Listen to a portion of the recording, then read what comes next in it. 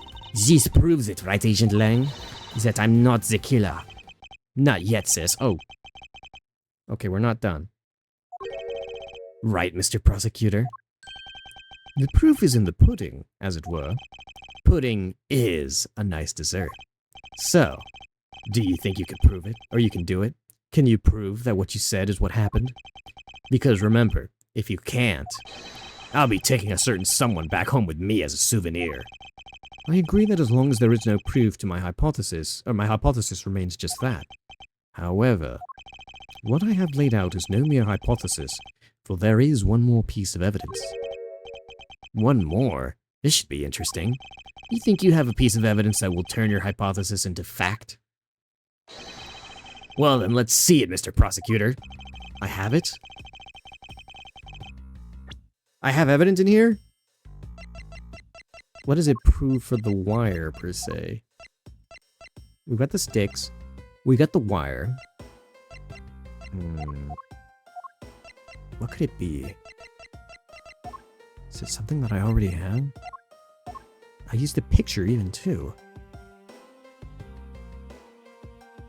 I don't think it's the pick that's actually a petal from the flower. We even used the flowers themselves. We talked about the statues. The only other thing I can think of is a knife, but we're done talking about how things got smuggled, and we're talking about how is it possible that my hypothesis is actually fact by using the wire and the sticks as a means of a rotary. I believe that that is right in this very room. What? Now then, I believe that this is what made the circular bell transportation method possible. Huh?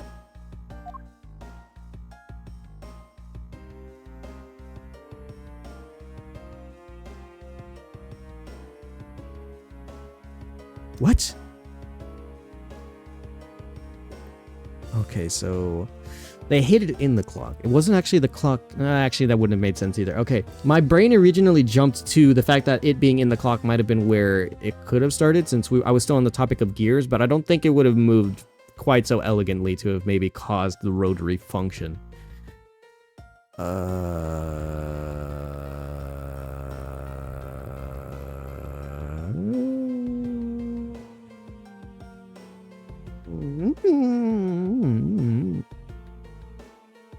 The fan? It spins? That could create a rotary motion. In this room. It's the only thing I think that spins. Is it really?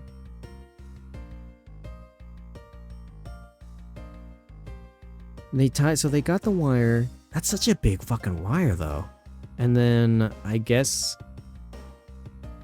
it's the only thing I can think of, at least just looking into the room.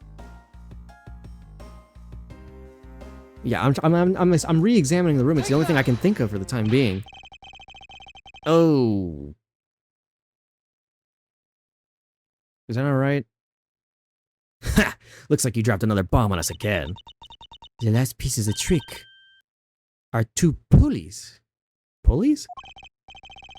Precisely. The ceiling fan doubles as... Oh, wait! Both rooms had ceiling fan... Okay, I didn't click at first. I thought it was just one ceiling fan. Okay, that makes more sense. I was like, why would one ceiling fan do the pulling? That doesn't make any... It didn't make any sense in my head, which is why it was weird, but they both have ceiling fan... Okay. That's a slap in the forehead moment. Okay. Oops. I didn't think about that. I thought one ceiling fan was what they used, and that's why I thought it was weird. Okay.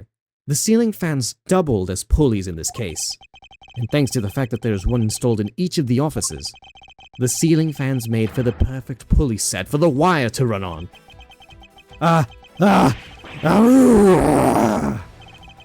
This must be it. This is how the smugglers bypass the impenetrable security. Ha!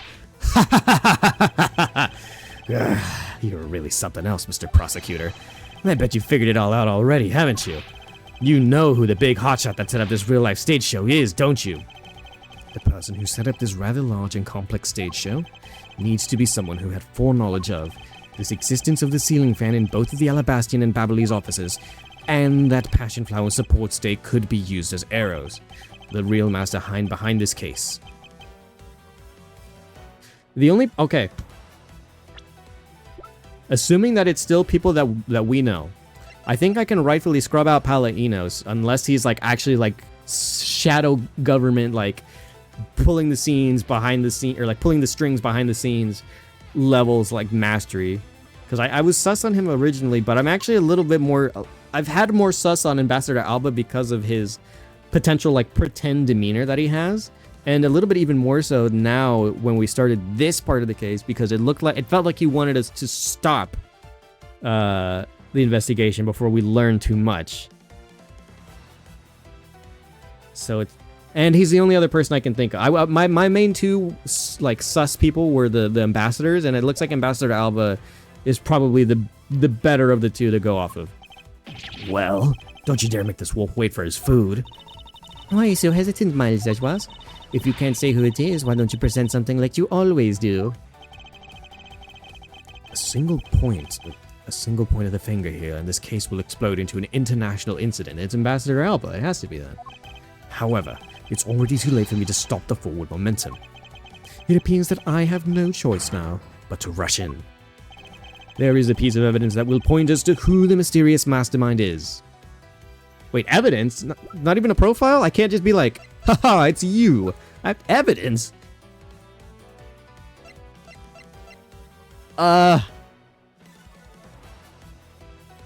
Evidence? Is it the pick? Since we, okay, hold on. What here points specifically to Ambassador Alba, I guess? I'm assuming we're going to have to use these two later on. Assuming that he's also the mastermind. Which would also... Okay, hold on. I'm making another correlation. I'm going on a side tangent here, chat. Has everyone who is involved in the smuggling ring been old? Like, outside of the people that were hired to either assassinate or steal information. Because there was the Amano group. Mr. Amano was an old man, and his son, I already forgot his name because he's an irrelevant loser. I hate him. There was, okay, so yeah, there was Mr. Amano. There was, who else was it? I'm trying to remember all the cases from the beginning. Actually, I guess technically no, because, even Cammy was a part of the smuggling ring in terms of, like, being a part of, like, getting stuff to and from on airports and stuff, but...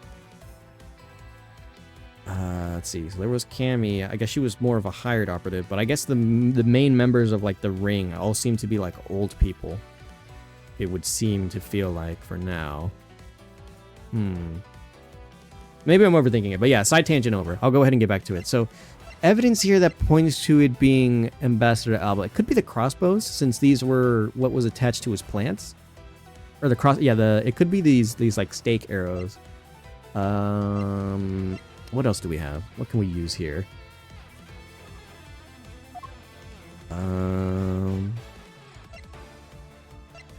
I don't know what we're going to use this pick pedal for, though.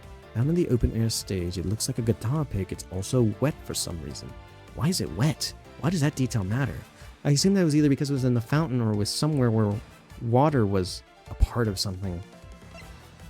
Why do I even still have this samurai dog? And the samurai spear. Could be the flowers themselves. It directly names Ambassador Alba. Okay, hold on. Could be the statues. Oh wait, no, I don't think the statues directly point to the ambassador. It's just, it could, because the ambassadors and the what is it, their assistants are the only ones who can touch them. And I don't think the Yatagarasu has much more of a play in this storyline, since we've already gone ahead and got that mystery solved. Okay, so I think what I've narrowed it down to is... Could be the crossbow arrows, could be the flowers and or the statues. I'm leaning more towards the flowers for now, because they at the very least directly name Ambassador Alba, so we'll go for that for now. This smuggling could not have been possible without the use of the crossbow. Furthermore, the arrows that were shot by the crossbow were plucked as it were from the flower box in this very room. They were planted so long ago that the passion flowers had time to grow so big that Miss Von Karma didn't even notice the arrows when she visited the room today. On top of all of this, the fact that the culprit knew that both offices had ceiling fans tells us that the person had very detailed information on the embassy's layout. So you may have already guessed the person I'm accusing of hatching this plan is the person who grew the flowers in the flower box with the utmost care. Thus it can only be you, Cursus Alba. Ooh. Ooh.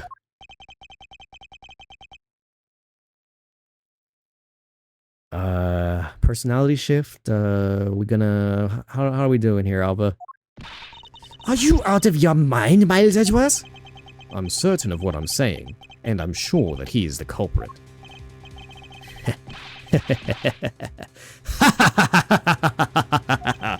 Tell me, prosecutor, what was the ambassador trying to accomplish by doing all the stuff that you just outlined? Why in the world would he need to use a trick like that? I understand you'll need to doubt me. However, there is one thing that stands out to me as very odd. Just one thing, huh? The one single end result Ambassador Alba sought to attain. Oh, have I been saying it wrong? Courses? Hey, hold on. Does it say his full name on here? Curse. I guess. I thought it like curses. Because whenever he spoke earlier and he would say his name, I thought he was saying like curses. Like curse the fact that I didn't stop this, or curse that I couldn't have been more help. That's why I thought his name was Curses. So it's cuss. Wait, what? Quirkus. Okay, hold on. Yeah, no, I didn't. Okay, yeah, my dyslexia set in once again. Sorry, I forgot. I didn't even see the C before. Quirkus. Quirkus Alba. Quirkus. Okay. Okay. Things weren't quite sitting well right. My bad. I'm bad with names anyways, so the one thing the sought to obtain, if we were to examine the focus of this complex trick, I believe we will finally find the answer to everything. Everything will become clear once we examine this piece of evidence. The statue? Where's his statue? His statue is the real one, isn't it? Why did he swap his statue if his statue was the real one? That's the only thing I can imagine that we would... Because this is the main point of content, or the main evidence of content. I still want to know what the pick was used for, since I know that it's also from here in Alabast. It's got the little flower symbol and it's a petal, but... the statue is the only thing I can think of. I would fully understand the reasoning had the situation been reversed. Yeah, why would he give away his statue if it's the real one? Why would he want to receive the fake? However, to go through the trouble of swapping the real Primitic statue for the fake, I sense a very shady reason for such a bizarre action. And who better to ask for the reason than that King Primitix himself? I see. Are you sure? Am I sure? I guess. We're getting somewhere. Pretty sure. I've got the evidence. Right here. I see. Also, welcome in, Spuds. Ambassador, we'll be examining that statue now, with or without your permission. I wonder if he's going to have a personality shift. Is he going to be like, I'm actually not as weak and frail as you think I am? Or is he going to be like, oh no, don't do that, I'm so weak and old right now. Oh, back in my day, I would have kicked your ass, young ones. What's your personality actually, Alba? So what are we examining here? I know that there's a handprint on the bottom. These are Mr. Cochin's fingerprints. The fact that they're on here suggests that his statue belonged to Babel. So it was smuggled from Babel to Alabast, huh? Why was there a need for them to smuggle it in? Okay. There was something, I think, at the top of the statue. This guy kind of looks like the Steel Sam... Wait, it actually kind of does. I didn't even realize that detail before. It has more of a... Is this a steel statue, like... Or a steel statue? Is this a steel samurai statue that they painted over? And just like... Huh. Bro's bullying the elderly? I'm not trying to. The bro's made himself sus. It's his own fault. He's a victim of his own actions. Don't blame me. This guy kind of looks like the Steel Samurai, don't you think? Maybe it's because they look alike that he was picked to be the goodwill ambassador. I suppose. Oh, I think someone else said that. I suppose that's possible. Take a look at this area around the base of the neck. It looks like a gap. A gap? Hey, you're right. Maybe it's meant to be some kind of secret. Perhaps it's possible to open the statue from this gap in its construction. What? Hurry up and open it, Miles. All right, here goes. Money! Dollar bills from the Republic of Shangfa. I think that's the Shangfa. I think Shangfa had the little pheasant bird thing on it. Hey, what's the thing that fell out? I believe a more thorough examination of it is required. Is this money? What in the... Is this... Hey! Is that what I think it is? It's a plate for making counter... Well.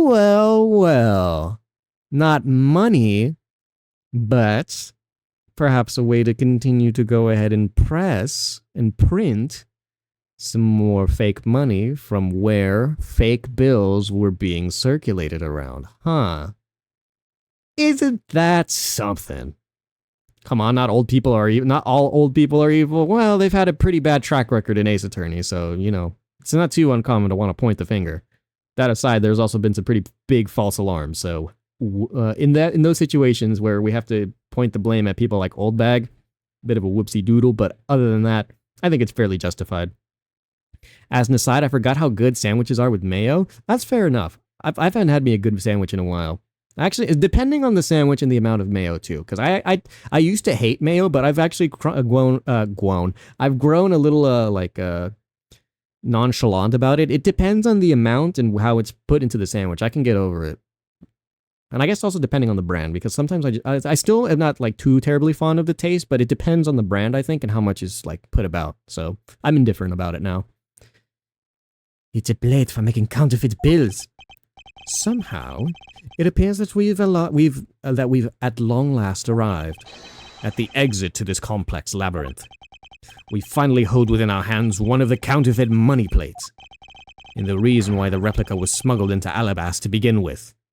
So Cochin, who is a part of Babel, was printing these things, but he wasn't the mastermind behind it. He was taking orders from someone else, and that someone else happened to be the ambassador of the opposite side of his fellow countrymen? Question mark? Ambassador Alba. The fake primitive statue of Alba smuggled into his country. So, the primitive statue can only be handled by the ambassador or the secretariat, and the replica was nothing more than a hollow shell covered in gold. These two circumstances make the statue the ideal object in which to hide contraband. After receiving the statue containing the counterfeit plates from Sheena, the ambassador had the misfortune of accidentally running into Damask too.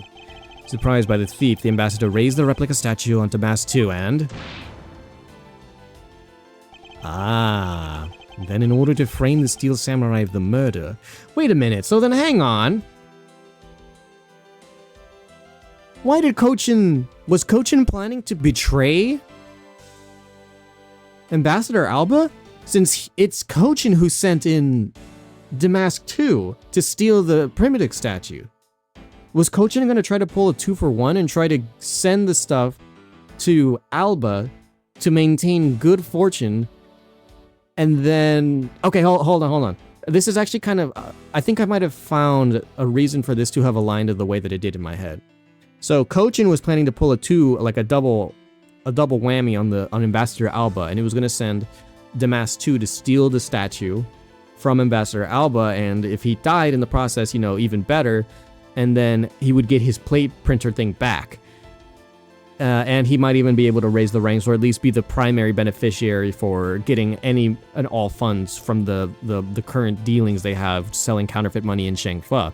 However, Alba survived the encounter, and because Damask was holding the name and the thing, Alba knew that it was Cochin who was potentially the one who sent this would-be assassin or thief after him, thereby either ordering Sheena or by himself killing Kochin in the process for trying to betray him.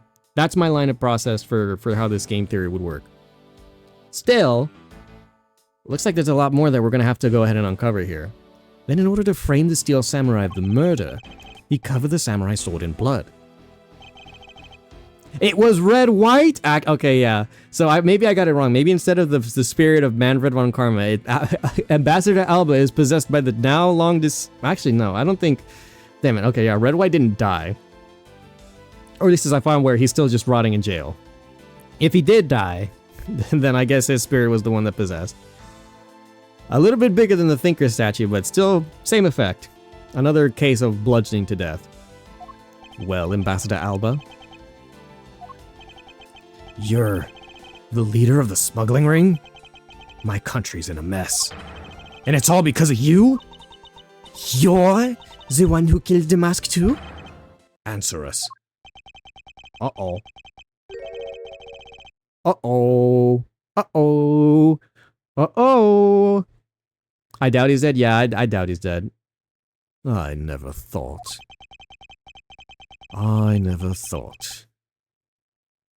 That you would figure things out to this level. Ooh. Okay, so are we getting a personality shift? Is he going to be like, oh, I'm not actually an old man, or oh, I'm not actually as wrinkly and weak as people think I am? Okay, no, he's not shifting it around. He's just pretty old and evil, it looks like. However, there's one point that I disagree with you on. The head of the smuggling ring was... Kochin. Okay, so he is still claiming it was Kochin then. Mr. Kochin. Quit screwing around. I have no sympathy for someone who would try to pass the guilt onto a dead man. If there's one thing I'm sure of, it's that you're the real ringleader. Kirkus Alba. It's not good to speak with such subjectivity, you know, Agent Lang. Subjectivity? My conclusion is anything but, and this is a result of logic and investigation. Logic and investigation? Only seconds ago you were ready to arrest Miss Von Karma. I don't think I can give such flip-floppy logic any real weight, do you? Ha! Okay, so... Oh, wait, hold on. My original game theory was that Lang actually was trying to pin it on Von Karma so that way we could go ahead and investigate it more. Lang, please tell me you weren't actually stupid enough to believe it was Von Karma. I wanted to believe that you wanted to get more information so we could find the actual person. You're that smart, right? The next thing you're gonna say is, actually, my plan was from trying to get this set up from the beginning. It looks like you still don't get why I came back. Oh yes, Lang, you're not stupid. Thank God. Oh, he's not so stupid as he looks sometimes. Excuse me? You see, the reason I came back is so that I could sink my fangs into your wrinkly old neck. That's a bit aggressive, Lang. Maybe try to tone it down with the metaphors. From the very beginning, my real target has been you. What? Ooh, okay, he's getting angry. Agent Lang, I demand an explanation. Sorry, sis. I didn't mean to put you through all that.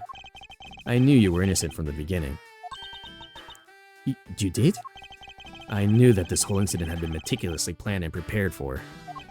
So naturally, the occupant of this room, Ambassador Alba, seemed the most suspicious. Ah, okay.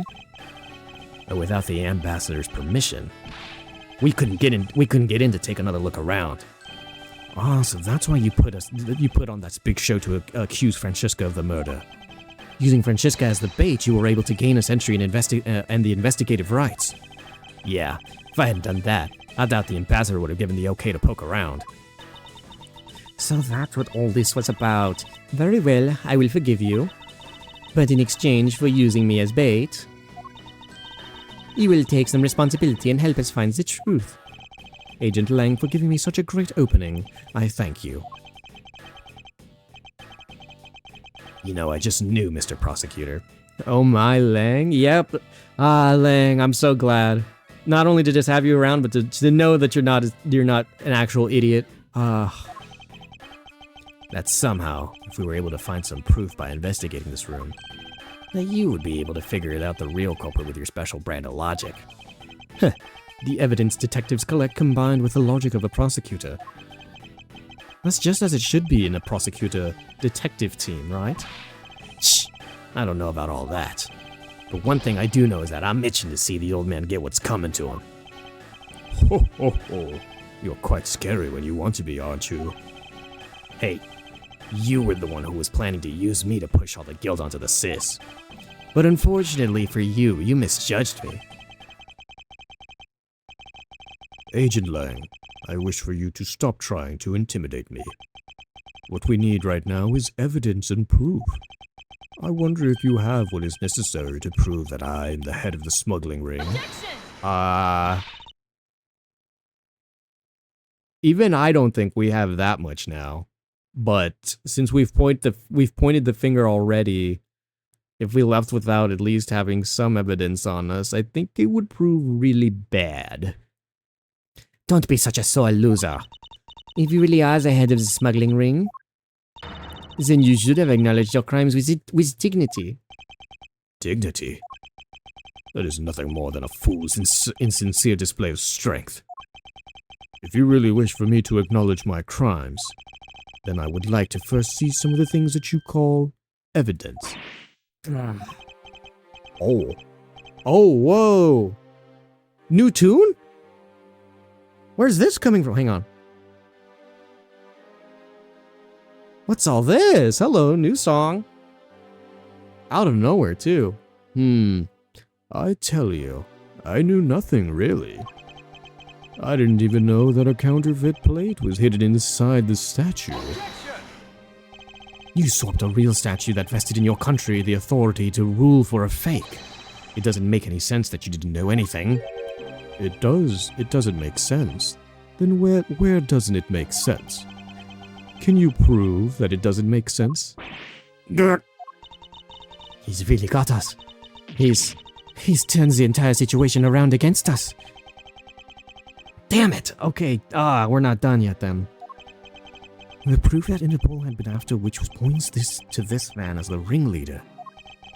If we can somehow find that proof now, then we can see to it that the justice is finally served. Is there nothing I can use to break this case wide open? The tape? The Yatagarasu, the trump card, and the videotape. With those two items, we might be able to finally bring this man down. But the card is evidence from a case that Mr. Faraday hid away in secret. And the tape was stolen by Detective Bad. From the police. They're both illegal evidence. Son of a bitch. So it's the same thing as I think in case, which case? I think it was in Rise from the Ashes, where I think these are illegal evidence. I can't use them yet. I have to somehow prove that they're relevant to this case or that they're somehow connected to at least Alba. So, no matter what, a prosecutor of the law can't be allowed to use such pieces of evidence. Oh fuck, Manfred. Okay, shit. What was my Manfred voice again? I know he. Oh fuck. Okay.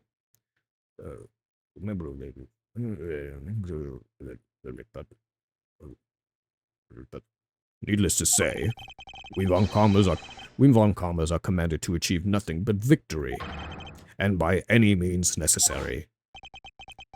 The only way to bring someone like that to justice was to do so outside of the courts.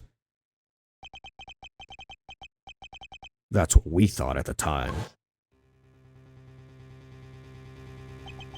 I no longer follow the path of Manfred von Karma, and I won't follow the path of the Yatagarasu. This leaves me with what?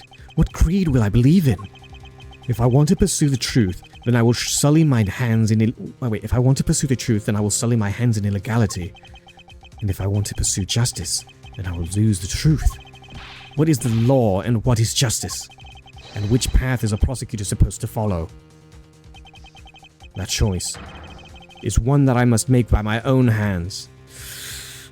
Ooh, okay, hold on. I'm under the belief that it's probably still in my best interest to not use it, since that's how it was in Rise from the Ashes. However, I want to make sure that my decision is not one that will get us trouble. I don't want to do all this over again. So I'm going to go with don't. How about no?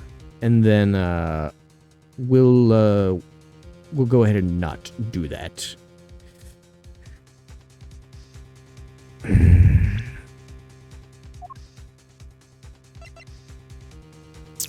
Okay.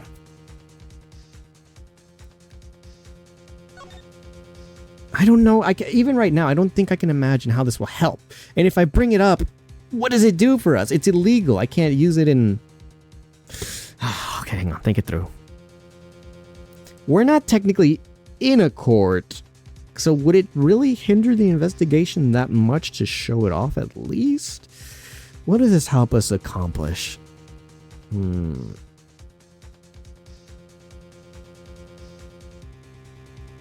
Okay. I'm still gonna go with what it is that we learned from Rise from the Ashes, and I'm probably just not going to use it. It's like 2-4. It's like 2-4-bit. Edgy doesn't have a breakdown. Wait, so then if I don't... Oh, shit. So if I get this wrong, does there like a bad end to this? Is it going to be like, oh, well, unfortunately, even though we managed to get this far, we couldn't stop the smuggling ring since we weren't able to prove anything. I tossed away my pride as a prosecutor, and now I'm living in Cuba as a farmer. I don't remember. Ah, damn it, dude. I've already been bitten, or I've already been punished once before, and so I feel tempted into not doing it, but in most situations, even in the base Ace Attorney, it was okay to at least try it. Ah, shit. Damn it. I'm under the idea of not doing it. What do you think, chat? Or Crust, if anyone has any of the ideas of their own, what would you recommend, or what should I try? Because if it was up to me, I would probably not use it yet and maybe bring it up later, but that's because I've been bitten in the hand already for trying to do something of the sort when Rise from the Ashes happened.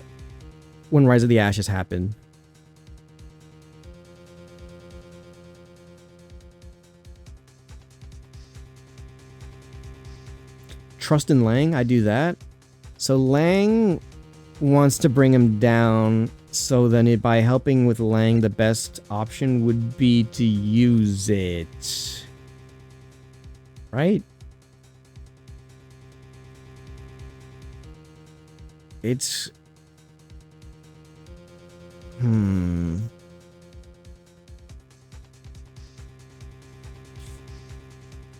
Okay. Yeah, okay. I like your reasoning behind it, Crust. I'll do it. Lang trusts in me, so I need to trust in him. That at the very least, if we're going to continue with this, that we can still find an answer, even if it's not by the means that I would want to go through with. If I'm going to follow through with this line of action. There's no limit to the law. Any limit that exists was set there by man. When a person goes beyond that limit, then the law, too, crosses into new territory. For what reason were laws invented? The answer to that is what I must now show. Ambassador Alba, I wonder if you might recognize this. Oh, I wonder what that card is. I've never seen it before in my life. It's a directives card used by the leader of the ring to relay instructions to his subordinates. Oh, is that what it is? This card was sent to the real culprit behind the KG-8 incident 10 years ago. A man by the name of Mr. Manny Cochin. Oh, so why do you have such a card in your possession? Because it was hand-delivered to me. By a certain great thief, the Yatagarasu. The Yatagarasu gave that to you? I don't talk nonsense, so let's be serious, Mr. Edgeworth. Do you have any proof that the card contains directions from the ringleader? I'll have you know that the card is not the only thing that I was given. What? This contains security footage that was shot just before the start of the KG-8 incident. The KG-8 incident? The card and the video. These two pieces of evidence that will seal your fate. Ho ho, very interesting. I must admit that I am very curious now. Very curious indeed to these case-deciding pieces of evidence that you've presented. The prey the Yatagarasu has been chasing all this time now stands before me. I can't allow this man who has who's had free reign for 10 long years to simply walk away. Now is the time for me to bring to fruition the valiant spirit that was given to me. Oh! Wait. Okay, so are we gonna interrogate or are we investigating? So, what is this interesting thing that you wanted to show me? The trump card and the videotape. These two pieces of evidence together make for the ultimate hand. And this is where the real meaning behind Detective Bad's words will be realized. Detective Gumshoe. Yes, sir. What you see here is security footage shot just before the KG-8 murder occurred. From this footage, we know that the card is a directives card from the smuggling ring. This is a section that proves the card was used to relay an order? The card itself? Or is it the knife? I'd probably go with the card. As you can see, Mr. Cochin is holding the card in his right hand. I see. The killer is indeed holding a card with the exact same design on it. But that card and the one that you have, just because they look the same doesn't mean that they are, does it? Damn it, okay, he's kinda got a point there. Oh wait, hang on. But there is a very easy way for me to prove that they are in fact one and the same. All we have to do is simply take a look at this. The stuff on the back. A section of text has been oh, right, the blood on the back. That belongs to Cece, right? They had Cece's blood on it. A section of text has been obscured by blood, but it's clear the writing is in Cadopian. According to Detective Bad, Silence CCU is what is written here, along with the method to be used and where she lived. The evil intent displayed in the writing will not go unpunished. This dark red blood, yes, this is your proof. Proof that the orders on the card were played out in that terrible tragedy. The blood belonged to the victim of the KG-8 incident. With a bit of DNA testing, we can easily verify that as fact. If you have no objections, then I'd like for you to take a look at this next piece of footage. The car that passed in by the front of the victim's apartment building. It's an official Cadovian government car. What? Detective Gumshoe, if you could please magnify the footage. Magnify? Is there somebody in there? Hold on. Is it the card that's inside of his pocket? I'm gonna make sure that I'm looking through everything. Is that his medal? What is that? What is it? What am I looking for?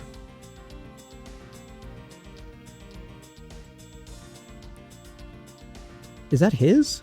Whose medal is this? There's two things here. I don't know whose medal that is, because it could be like a second reflect. Is somebody in there? I can't see. Oh, there is. Hold on. I see like a shadow of hands in here. He's sitting next to somebody. Okay, so I'll start with the card and kind of just keep... This seems to be the line of reasoning that we're going with, so I'll keep going with the card. But there is somebody else in there. I wasn't sure because it's dark as hell, but you can see hands in there. I see like someone else's hands crossed in there, and then also it looks like what looks like a medal of some kind. The shape of this pocket and the directives card in it, it tells us that without a doubt that the person in this car is Mr. Cochin. Grr. The license plate on the car was also captured by the security camera, and with it we can easily find out who was sitting in the car on that day 10 years ago. Grr. Which is why I can say with confidence that you were riding in this car on that day. It's got to be the medal then. That's got to be his medal then. That's the only thing I can imagine that we can also prove, because it's the only thing that's even remotely visible. Is he gonna freak out? Or is he going to be like, oh, I know it. He's going to laugh. He's going to be like, heh, heh, heh, heh. What evidence can you go ahead to prove that I was the one inside of this vehicle? Do it. Do it. Go ahead. Show me your evidence, you filthy little prosecutor. Ha. Oh! Oh!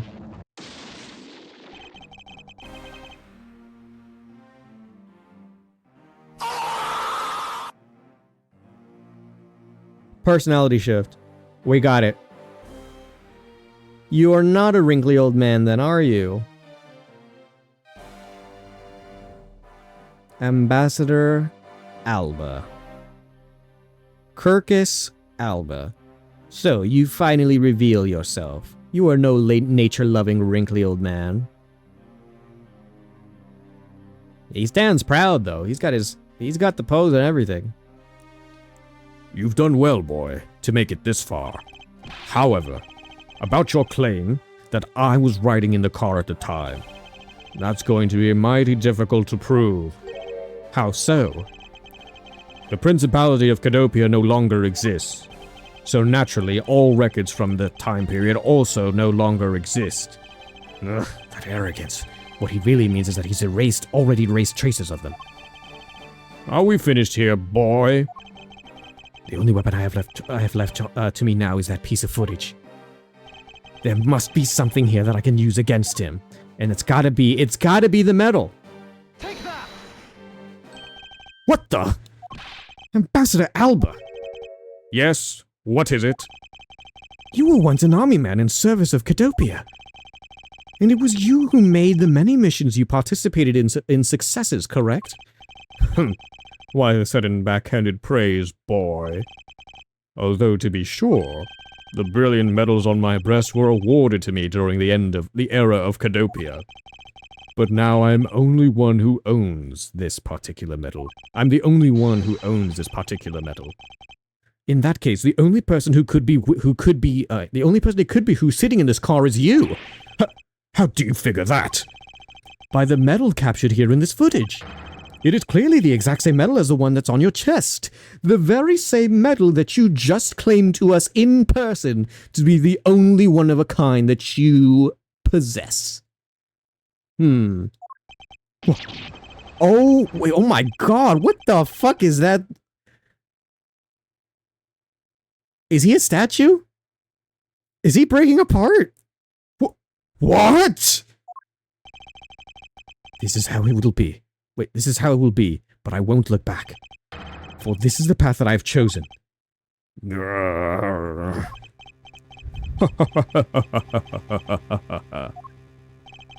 You've moved me with your devotion to this case, Mr. Edgeworth.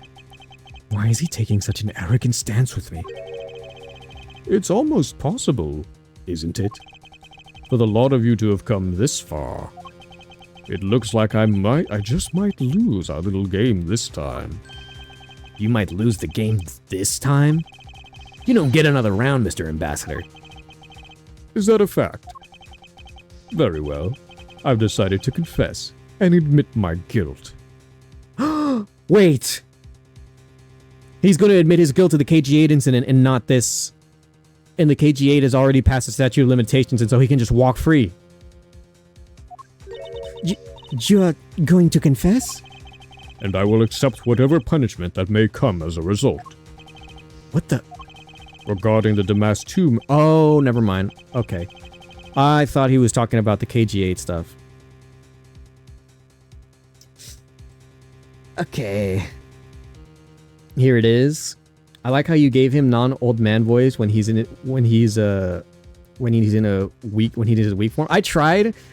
Originally, I kind of gave him something like this, but like then it started to kind of dawn on me that maybe he's not as wrinkly as weak as he appeared when he became like a primary suspect, and more so over it looks like he's kind of got more of that like old veteran feel to it, but not quite the same gruff feel that I gave for Detective Bad whenever he was around. I quite like the voice I gave for Detective Bad, but we'll see, I guess. I will see how it goes. You're claiming it was a justified self-defense. Damas 2 attacked me, and I felt that my life was in danger. If I hadn't done what I did, I might be the one that you found dead instead of him. What a pathetic performance. I'm not giving you one. Wow, you two really know how to laugh at inappropriate times. If you wish to claim that it was justified self-defense, then we will need some evidence. It's always evidence with you, isn't it? But if that's what you require, I'll provide it. That man left a mark on me when he attacked. What? I didn't particularly want to show it off, but this is proof that it was in self-defense. This has got to be proof of something else. Either he hurt himself doing something else, or he's trying to use this as an excuse to go ahead and prove that he got hurt somehow. But it's not the case. Somehow I'm going to have to tie whatever injury he might have received to his own doing or an action that he was a part of. Oh.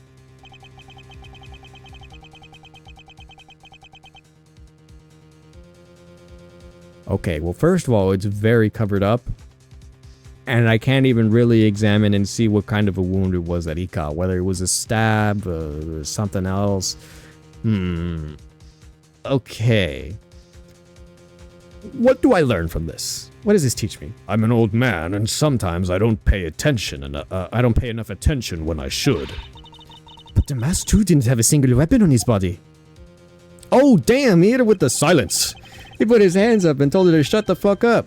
Hold on. It's nothing to get worked up over because I hid the weapon. You hid it? I'm sorry, but as you know, a murder is a murder, even if it is in self-defense. And I couldn't let it become public, seeing as how I am an ambassador. This is the weapon you seek. My special bonsai trimming shears. The mask too got the trimming? Oh. Ugh, it's covered in blood. He was trembling quite badly during our struggle. But that's when he grabbed the shears that were sitting in my office and attacked. So you see, it was an act of self-defense. Is he right, Mr. Edgeworth? Since he has both the wound and the weapon that caused it, it's enough to declare it so. Son of a bitch. Okay, so it's evidence now. No way. Oh, which reminds me. I guess there is still one more accusation I need to resolve. Smuggling and counterfeiting. Unfortunately, all of that is my secretary's doing. I had no knowledge it was going on. Uh-oh. Stop spewing nonsense. You're trying to throw my investigation under the bus in your desperation. If you want to get real honest, everything in this case can be connected to you. The murder of the Mouse 2 was done in self-defense. In my trials, no man escapes his crime alive. Perhaps so, if you were my opponent in court. However, there is one important fact that I think you may have forgotten. And what is that?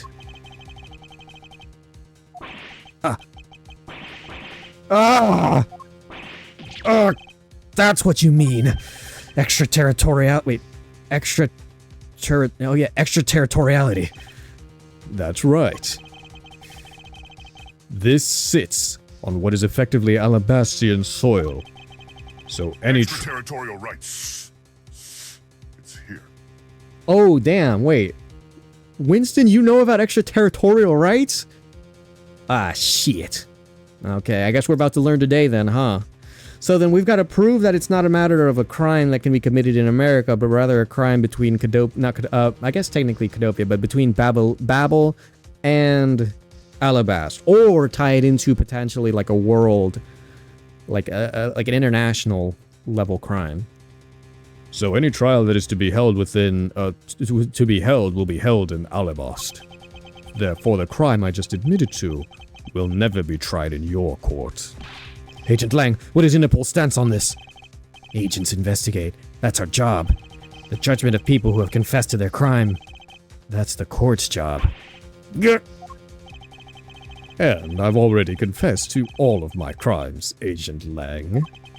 Furthermore, by the very nature of my position, I have full extraterritorial rights. These rights are effective even on your country's soil. Therefore, no matter where a crime may take place, I will never stand trial in one of your courts.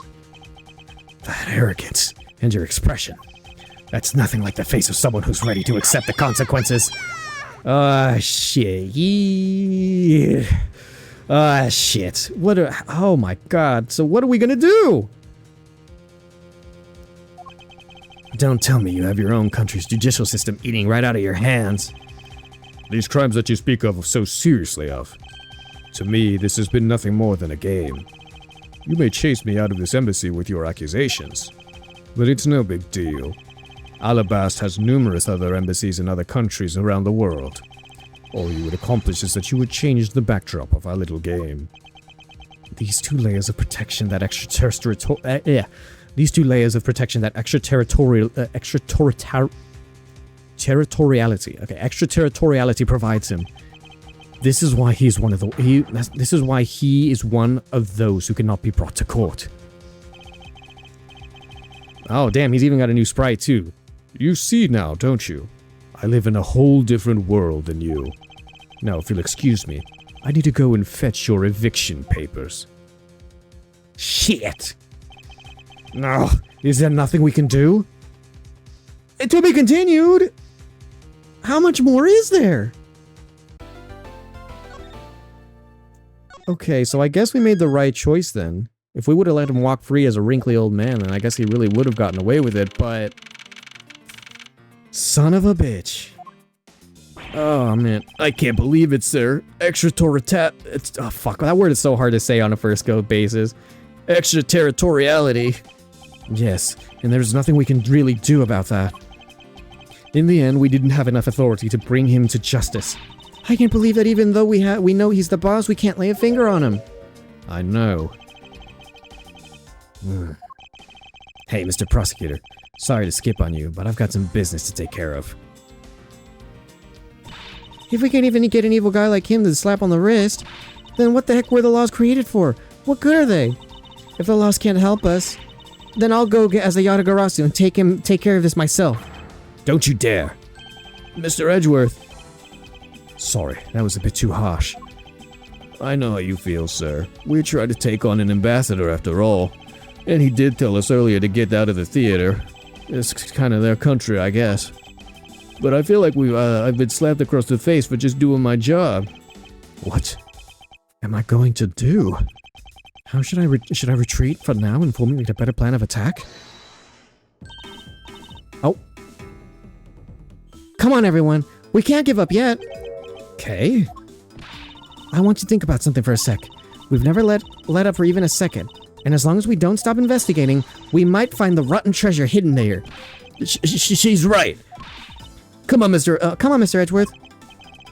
You're right, Kay. Very well. Let us reopen the investigation and see what we find. Come on, Kay. Right behind you. Okay, then I'll go check out Babel a bit more, sir.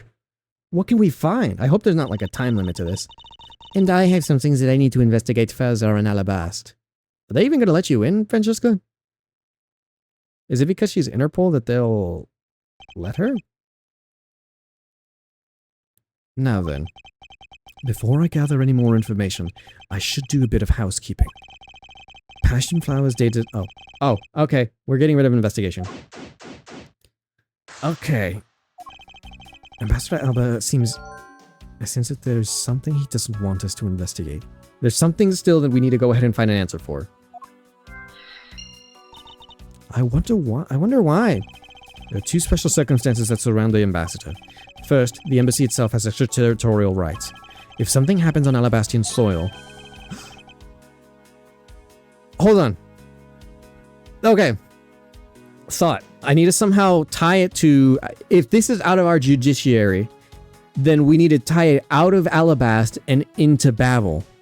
So my thought process is that at some point or another, in the future of what we're going to have to go ahead and investigate or present, we need to prove that it was Ambassador Alba that killed Cochin. Because we know that Sheena didn't do it. It was the only other person who could have probably committed it then by that extent would have been Ambassador Alba. Since it was a knife that was taken from Alabast over into Babel, he's the one who did it, which means that we need to pin the crime of killing Manny to Ambassador Alba, which would make it much more of an international case from there, which can be taken not even from Alabast, but also from Babel. So somehow I think I need to go ahead and prove that, and hopefully there's something here that I can still snag. We were unable to legally prosecute him. Cool. Sounds like embassies are the perfect place to steal whatever you want.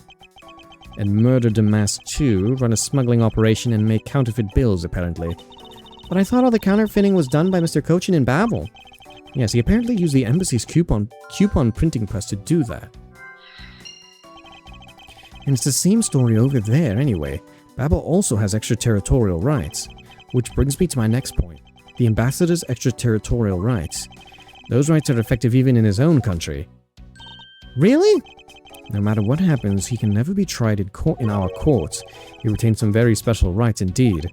Basically, no matter what wrongs he may commit, we can't bring him to trial here. So I guess we really don't stand a chance, do we? We might stand a chance if we can somehow nullify either of his special rights. Okay, so what is it? I don't take it that I'm going to be allowed back in. On the orders of Ambassador Alba, no one is allowed into Alabast. But I thought the lady with a whip passed through here not too long ago. She is from Interpol, and has the proper paperwork. So while I was reluctant, I had to let her in. Heh, sounds like Francisca, all right. Besides, if I didn't, that whip of hers. Yep, definitely Francisca.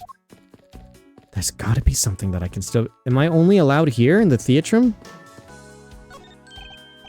Hello and welcome to the Embassy of Babel. I'm sorry, but I don't really need to... Okay, so I've got to figure out some stuff here in the Theatrum Neutralis. Right now, for a limited time here in Babelese Embassy, we're offering a very special experience of the terrifying fire... They're just like the bellboy. They just want people to visit their country. They've already tried to profit off of the fact that there was a fire in their embassy and a murder. I'm taking a drink real quick, hang on.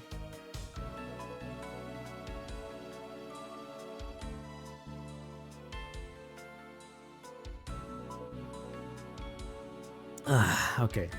That finishes my peach tea. Alright.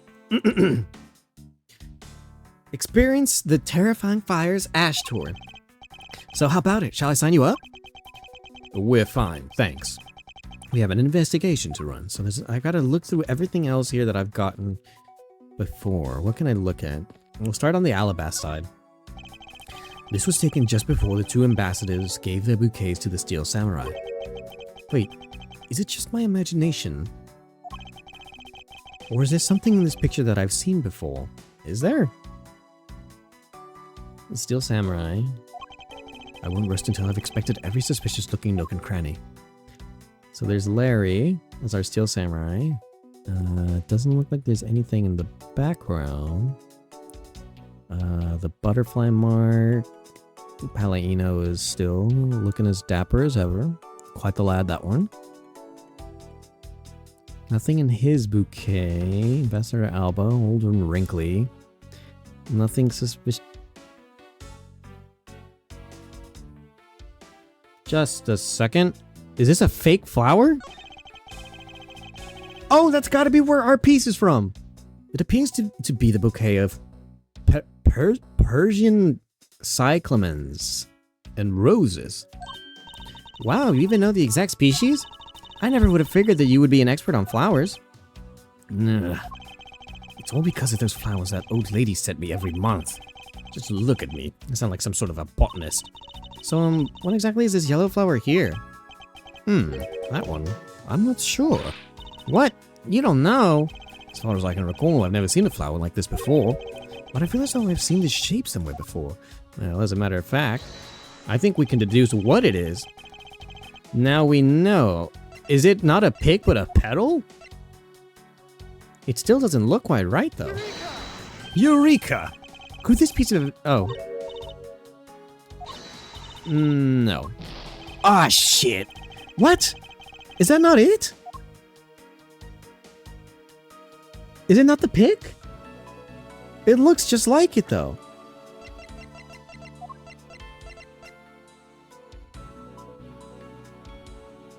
It looks just like it. It literally just looks like the missing piece. Did I not do it right? I can't believe that he was the one pretending to be a harmless old grandpa. Talk about deceptive. I don't suppose anyone expected him to change so drastically. I bet he's thinking of something evil behind that cheery smile. Okay, please try to remain calm and focus on what's here and now. Yeah, you're right. Sorry, I got worked up there. Well, the only way that we're going to be able to steal the truth is if we keep on investigating. Son of a bitch. Is it really not? Do I have to, like, be more... I'm gonna try it one more time and try to be more specific with the area. Maybe it was because I had it hovering over the flower itself, but I feel like it still would have... Son of a bitch, it's not! Oh, okay. Damn it. But it looks just like it. How do I prove it, though? I've got to figure something else out first and then come back to this, it looks like. There's that troublemaker standing there smack in the center, making 2 peace signs. Wow, the Steel Samurai stands out even more than the 2 ambassadors in this picture. Oh, hey, the person playing the Steel Samurai is one of your friends, right? No, I have no idea who he is. Wait, but you said he. You knew which gender he was, so you must know him, right? I beg that you please refrain from talking about that person with me ever again. Okay, so Ambassador Palladino. Mr. Palladino has a great smile, don't you think?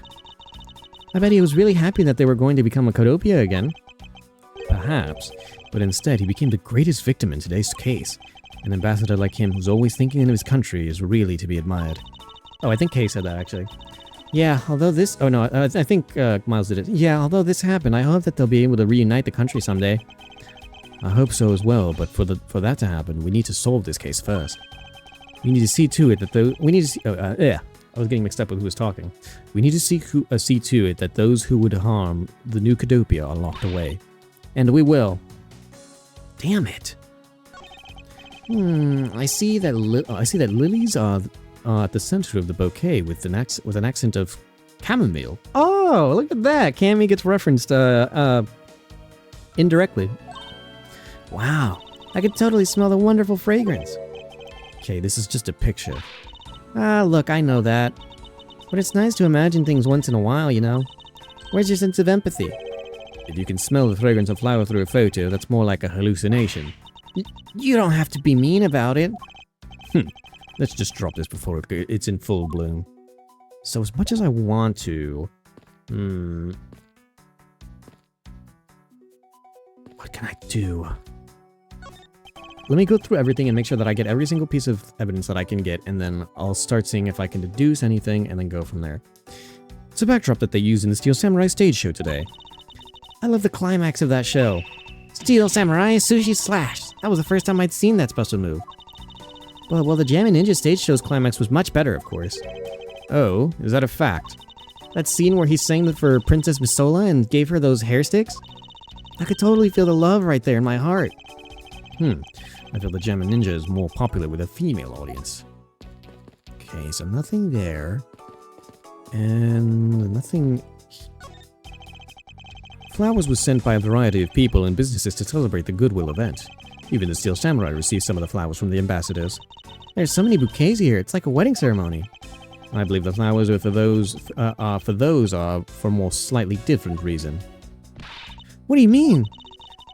The event was supposed to be like a wedding between Alabasta and Babel, right? Actually, I believe they're more in a state of divorce. Okay then, this event was supposed to be their remarriage ceremony.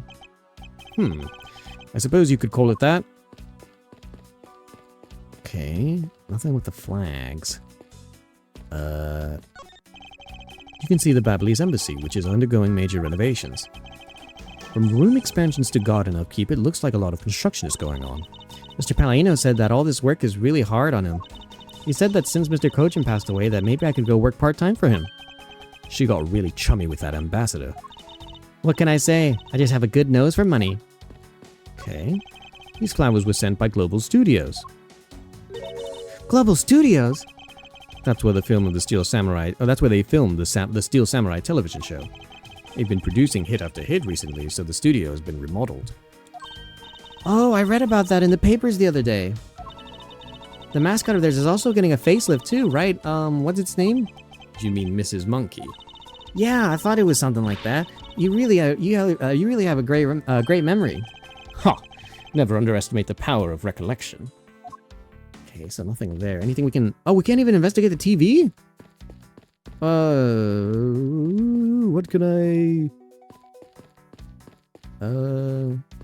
Do I have everything already? Okay, hold on. Piece it together. Renovations. He doesn't want us to investigate.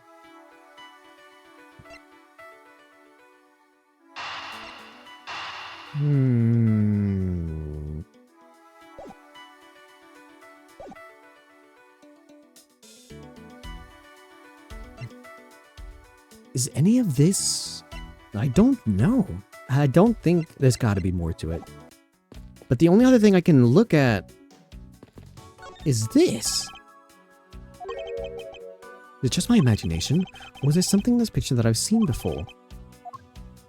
It's gotta be the flower, but what can I deduce from it? What can I deduce from the flower? It's missing its flower piece. It's the flower, but what can I deduce from it? Let me look. It's not the statues. It's not Cochin. It's not... Wait! Is the knife in the picture? Oh my god, wait!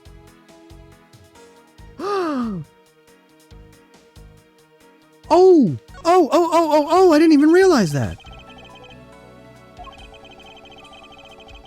Oh my god, I didn't even realize that. I didn't catch that at all. Yeah, that's where it comes from. Oh my god. Holy crap. The knife is in the picture. Oh my god, I just spat all over my mic. I'm so sorry, Chad. I got excited. I saw it go flying out of my mouth. Oops.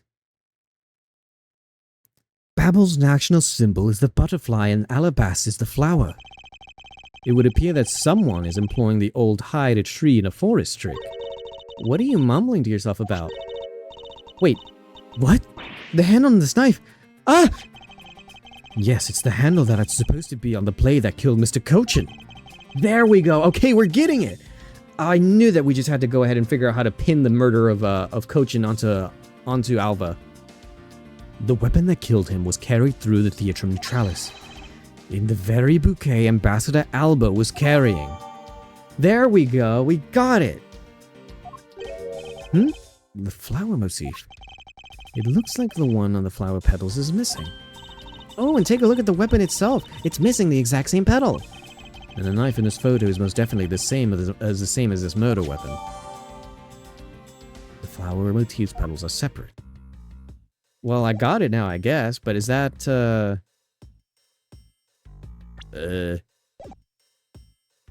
Can I infer something with this? I would assume that these two are the ones that connect and then they lead to something else? Yeah, okay. We know that the counterfeit bills were printed using the embassy's press, but the necessary materials such as the Babylese ink and paper must have been hidden in a secure location. But what do you think would have happened if the renovation had begun? Well, they probably would have to find a better hiding place or get rid of it all. Right, so we can assure that the renovation was the cause for the plate and bills disposal. And the reason Mr. Cochin was killed as the ringleader of the smuggling operation. Based on what we know, who do you think was the one with the most to gain? Alba? It's the one person who had been erasing all evidence of the smuggling operation. From both embassies to co-conspirators, who is mopping up? Ambassador Alba. Ambassador Alba had a very strong motive to kill Manny Cochin. There we go, and I think we can finally start getting to our deductions. There we go. It was Alba who killed Cochin. The cause of Ambassador Alba's agitation, the rotten treasure that we may find, and the motive for killing Mr. Cochin. Miss Yu said it herself, that she didn't kill anyone tonight.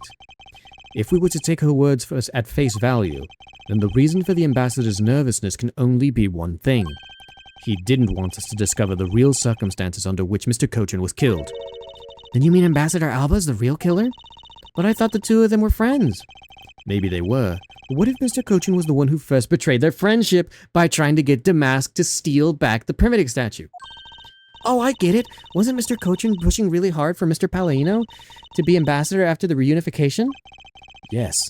And that was the real... Oh, okay, so it wasn't the... okay, hang on. So maybe it wasn't the Damask thing yet. Okay. Yes, and that was the real reason why he wanted to steal Alabast's primitive statue. So Mr. Cochin hired Damask too to go steal it for him. But then when Ambassador Alba found out what he was up to, he killed Mr. Cochin? It was definitely a possibility at this point. Those two really were thinking of no one but themselves. But the question now is, how did he do it? Ambassador Alba was in Alabast, but Mr. Cochin's body was discovered in Babel, right? Right, and that was what we must solve next.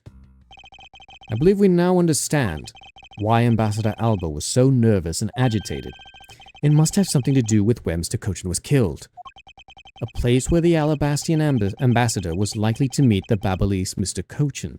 So obviously Cochin did not die inside of his office, as it would appear. So where could they have met to where he could have killed him and then had him placed back in his office as a dead body? The place where Ambassador Alba happened to have committed the murder is... The only place I can think of is the Theatrum. Somewhere in the Theatrum de Chalice, because they probably did not go anywhere else. I don't think they could have crossed... Can the ambassadors cross borders? Or like, can they be like, can Cochin have been like, oh, hey, Alba, how's it going? And like, vice versa? Because the only other place I can think of is somewhere in the Theatrum de Chalice where they both could have met. Take that! The only place that makes sense in here... Oh, the only place that makes sense is here at the Theatrum Neutralis. What? Here? The Goodwill event was being held here today, correct? So the only place that both of them would have been is here. But if that's the case, then everything changes. This theater isn't actually Alabastian land. which makes it an international killing. So that wipes out one of those extraterrestrial rights, right? Or extraterritorial rights. Extraterrestrial, oops. It makes logical sense, in which case, it is reason for us to investigate further. So, what should we check out? Let's see. I believe we should check the immigration records for both Alabast and Babel post-haste. Babel's record should be easy to obtain, however the problem will be Alabast. I wonder if they will allow us to see their records despite the order to vacate. Oh? And they got Francesca's theme playing too! I'm already one step ahead of you, Miles Edgeworth. Francesca? I have it here, the security footage from both Alabast and Babel. You would do well to take a look at its contents. Okay. You move fast. Avankama strives to be perfect in every way. It's not my nature to keep on retreating like this. I took the liberty of looking over the Babel investigation reports as well. From now on, you will make no excuses to back down or say that we can't solve the case. I'm sorry about earlier. We won't be beaten. Because my cute little subordinate is going to try his very best, isn't he? Hasn't she patronized me enough already for a lifetime? So this video contains footage from Alabast's immigration screening area. I really hope there's something in here that we can use. Time to investigate before we get kicked out. Okay. He did leave, it looks like.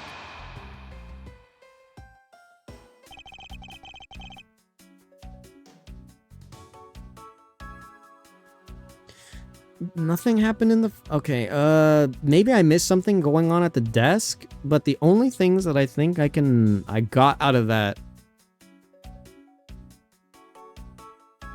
What did I learn from any of that?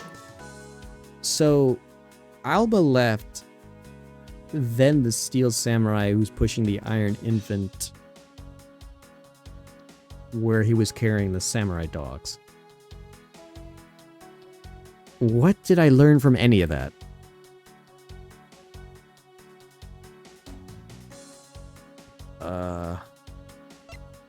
Okay, hold on. Can I investigate I don't see a health bar, so I think I can investigate them independently. It's the door leading to the Theatrum Neutralis. Oh, if that was in... Wait, so that was the Theatrum Neutralis. Alba left. So this is going into Alabast. That's the doors that go into the theater. So then he wasn't heading to, but rather heading back from.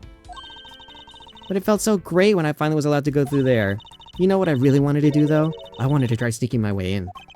At least nothing seems to be out of the ordinary with the door. Okay. Ooh, I don't remember all these posters. I wonder what they're of. I do remember a bunch of these hanging in the hallway. I believe they were related to tourism and sightseeing. In Alabast? In Alabast? Impossible. If it were Babel, I could believe it. I could believe that. However... Oh, no. There were posters promoting tourist traps in this country. And I believe they were mostly of Gatewater land. I see. So they were targeted at the embassy's staff. Okay. Nothing sus here, it looks like. Okay. This man is the immigration officer who is on duty. He's making a really scary face, even though there's no one around to see it. I wonder if he's just a grumpy sort, as though that wouldn't do much for tourism. Hey, he smiled a little just now. I wonder if he recalled something funny. Well, even if he did, he still has the hard glare. He still has that hard glare in his eyes. It would appear that he was born with stern-looking eyes. Rather fitting for someone in the security business, I'd say. Okay, so nothing here. Can I... Okay, I can back up. So the only thing that changes in this picture looks like... that Ambassador Alba's here now. I can't believe we were completely fooled. I can't believe just how completely fooled I was by the way he carried himself. He had me fooled too. According to the files I had just sent for earlier, Ambassador Alba was a Cadopian hero. He saves the royal family from danger countless times. So what bothers me is why would a man like that create a smuggling ring? Even with all the authority I have, I still haven't been able to figure out why. Sounds like the ambassador was a hero who was corrupted by evil. But no matter what happened in the past, we can't let the man that he is now escape justice. So does it say anything different? Making the exact same... He's making the exact same scary face that he was making a minute ago. Wait, is it just me, or is he blushing? It appears that he gets flustered around the ambassador. I guess the ambassador is well respected inside Alabast too. You could say that. The guard doesn't appear to be capable of looking at the ambassador. Okay, so... Those posters of this country's tourist spots also... I wonder if Alabastians in general like theme parks at all. The guard who stopped you has been to Gatewater Land a number of times apparently. I guess they don't have time. They don't have theme parks in Alabast, huh? Okay. It's a door leading to the Theatre Neutralis. Okay, so it looks like... Yeah, nothing seems out of the ordinary with the door, so I think that covers it for here. We're making sure I'm not missing anything. Seeing if something shifts on the desk. Okay, so then the last thing to look at then would be the Steel Samurai. Let's make sure that we go over everything first. Here's that he is inspecting the person coming into the country. Are you kidding? It's more like he's not checking the Steel Samurai. And then they gave me such a hard time. Oh, even in this picture or in this video, you can see that this spear is bent. There are certain risks involved when you give some people preferential treatment. Okay. Certainly a variety of posters on this wall. It's kind of hard to see what's written on them, so they just look festive, you know? Those are all tourism posters for this country, although most are of Gatewater Land. I wonder if any Alabastians actually go to Gatewater Land for fun. It's just really hard to imagine them hanging out there. True, they do seem to be a nation of extremely serious people. Oh shit, I clicked on the door again. There's like nothing that happens there. Nothing out of the ordinary, so then Larry. On the outside, he may look like the Steel Samurai, but on the inside, it's just Larry. As isn't the fact that he's good for nothing. That it's good. Wait, other than the fact that it's that good for nothing, nothing else seems out of order. Wait, you know as well as I that anything can happen if he's involved. You're not suggesting that someone else could be under the mask, are you? No, I don't think that. Just before he entered here, he gave me an autograph, so I'm sure Larry's under there. Is it the baby? Doesn't something about the lump's shape strike you as odd? The lump?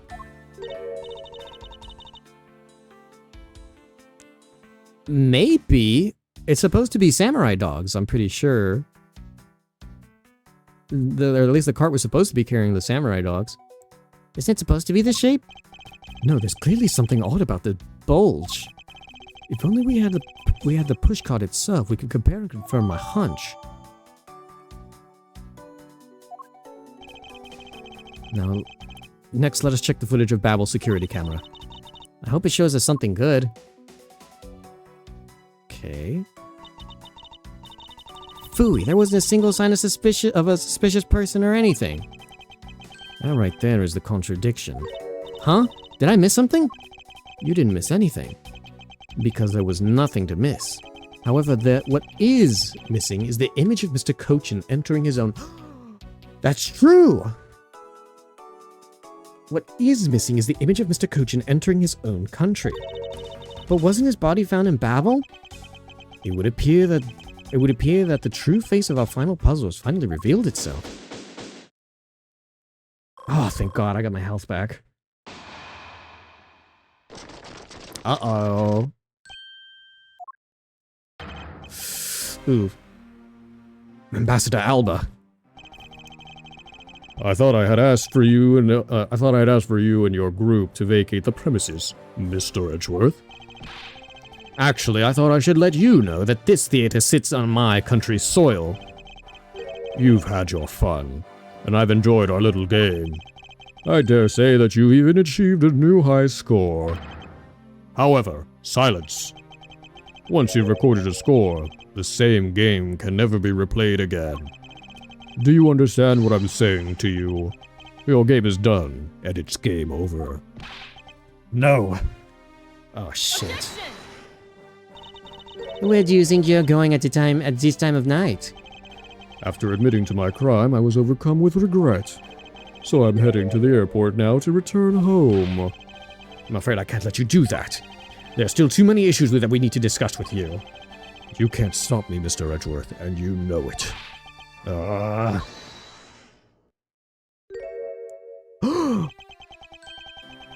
Palladino? Hold on, fuck, what was Palladino's... Please, may I have a little bit of your time, Ambassador Alba? Ambassador Palladino? Even just a teensy tiny bit is fine with me. The already strained relationship between our countries is in a precarious situation, you know. Very well. If you insist, I will play just one more round with them and see what they want. Not that they'll get any farther. Ambassador Palladino. Mr. Edgeworth, all I wish is for the normalization of relationships between our two countries. But there's one person standing in the way of that dream. I believe in you. You'll do what's right. Thank you for your vote of confidence. Damn! Silence! Now then, what was it that you wanted to ask me about? I do have a flight to catch after all. So I'm afraid that I'm going to have to limit you to just... Oh.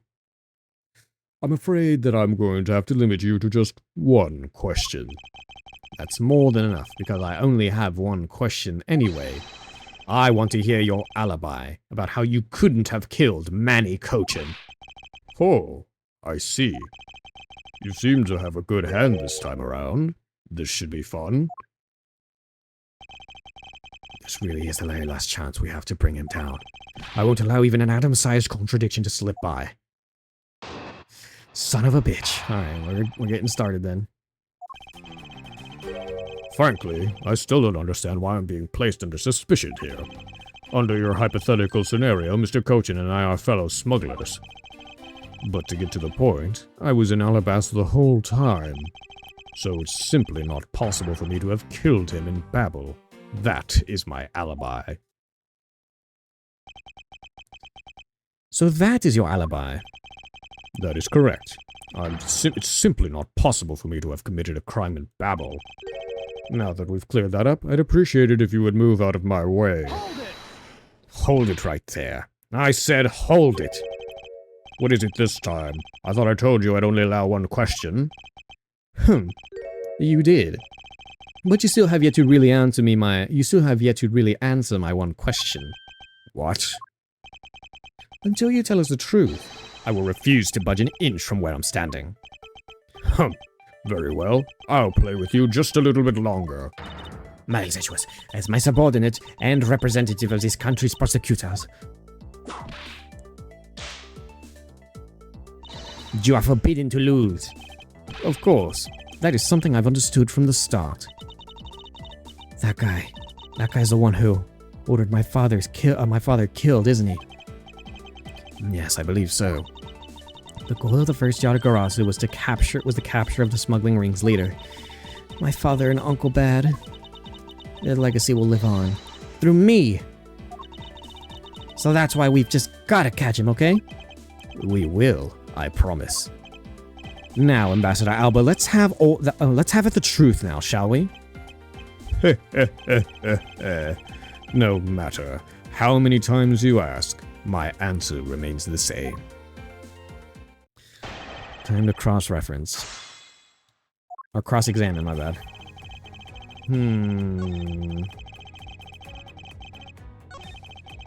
To get to the point, I was in Alabasta the whole time. It's not possible for me to have killed them in Babel. That is my alibi. From the top. Being the leader of a smuggling ring while taking on the duties of ambassadorship, don't you think that the combination is more than enough reason for suspicion? Then there's the matter of the crossbow arrows and the primitive statues. Oh my fuck! Okay. All of that is nothing more than your flights of fancy. What do you mean by that?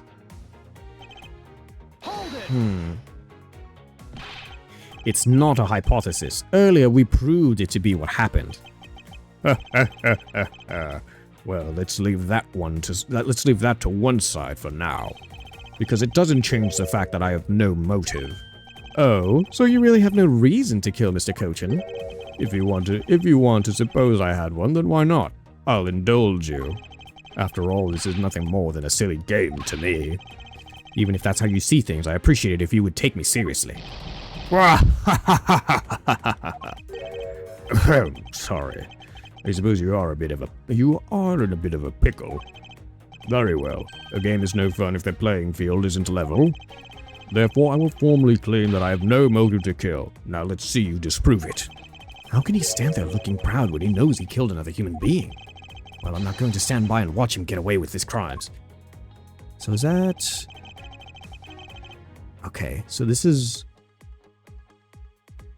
Okay, my idea, I think, still stands. I think that because of Damask, that Alba wanted him killed for betraying him first, like Edgeworth said earlier.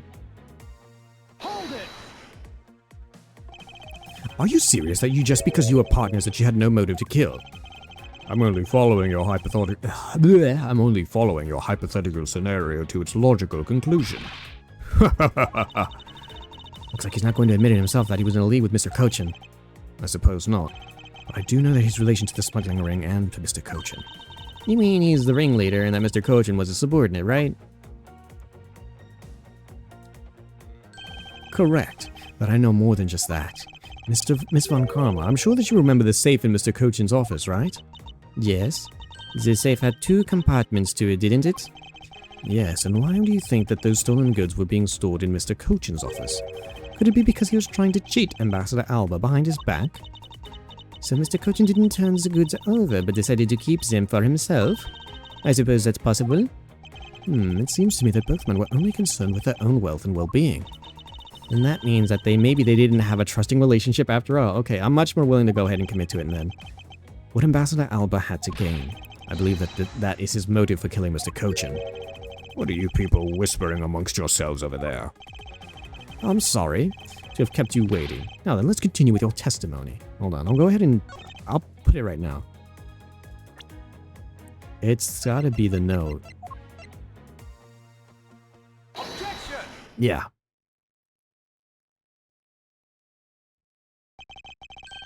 If you want to know, I believe that you did have a motive to kill. It was because Mr. Cochin had betrayed you. But you had your own reasons too, namely, you wanted to pin the smuggling all on him.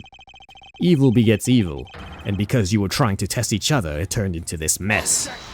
Ooh, I don't believe this. You have a bad penchant for telling tall tales, Mr. Prosecutor. And if you're not, then I suppose that you have some proof to support your argument. I never use guesswork in moving my cases forward. If it had been proven that this note was written by Mr. Cochin's hand, shall we take a look at it? The content of the note is a request calling for the theft of the alabaster primitive statue. By killing him and pushing all of the guilt for the smuggling onto him, you walk away spotless. I believe that you understand what I'm driving at. You had more than a few reasons to kill him. Uh-oh. Silence. Are you finished with your hypothesizing? Excuse me? Let's suppose I did have a motive. Even so, a motive or a thought alone can't kill. Isn't that right? I didn't expect him to resort to playing the semantics game with me. It appears that this is where the real battle will begin. I've got to prove that the knife was in the picture. Now then, if you'll excuse me... Wait, what? I told you at the very beginning, didn't I? You only get... Wait...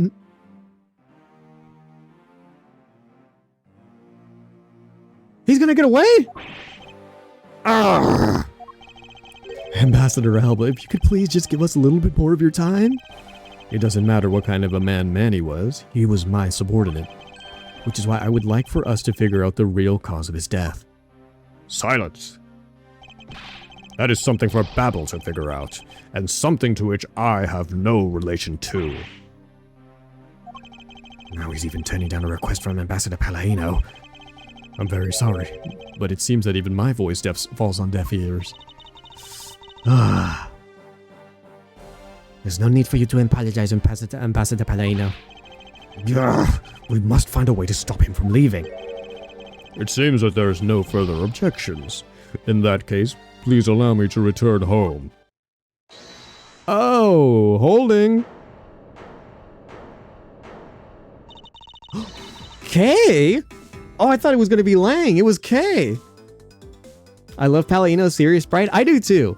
It was one of the things that I think I might have complimented her about before when I first met him, because I thought his positioning and some of his other sprites I think is sus with the way that he rubs his hands, but when he actually opens his eyes and he looks serious, he's actually quite charming. I like that sprite or animation for him. Hold it right there, Ambassador Alba. K? Like I said, Mr. Edgeworth, the Yatagarasa's legacy will live on through me. Yes, but how do you suggest that we stop him from leaving? You just leave that to me. Ambassador Alba, do you recognize this? No, and why should I recognize that tattered old organizer? Wait, where have I seen that before? That is a clue that my father, Byron Faraday... Okay, hold on. Crest, now that you're here, how do you say this name? I think the last 2 times that I've streamed this and you weren't here, I had no idea how to pronounce this guy's name. Is it Byron? Is it Burn? How do you say this guy's name? Burn? Okay, Burn Faraday. Got it. Okay, I was so confused with how his name was pronounced. It's so weirdly spelt, and I wasn't sure if it was Byron or Burnt. So, yes, thank you for that. There's a clue that my father, Burn Faraday, left for us. Did you say Burn Faraday? Mr. Faraday's organizer. Don't tell me that this is the one from the second KG8 incident. The one in which he wrote about the Yandagarasu's key? Yes. This organizer belonged to the prosecutor that you had Miss Yu kill 7 years ago. I have no idea what you're talking about.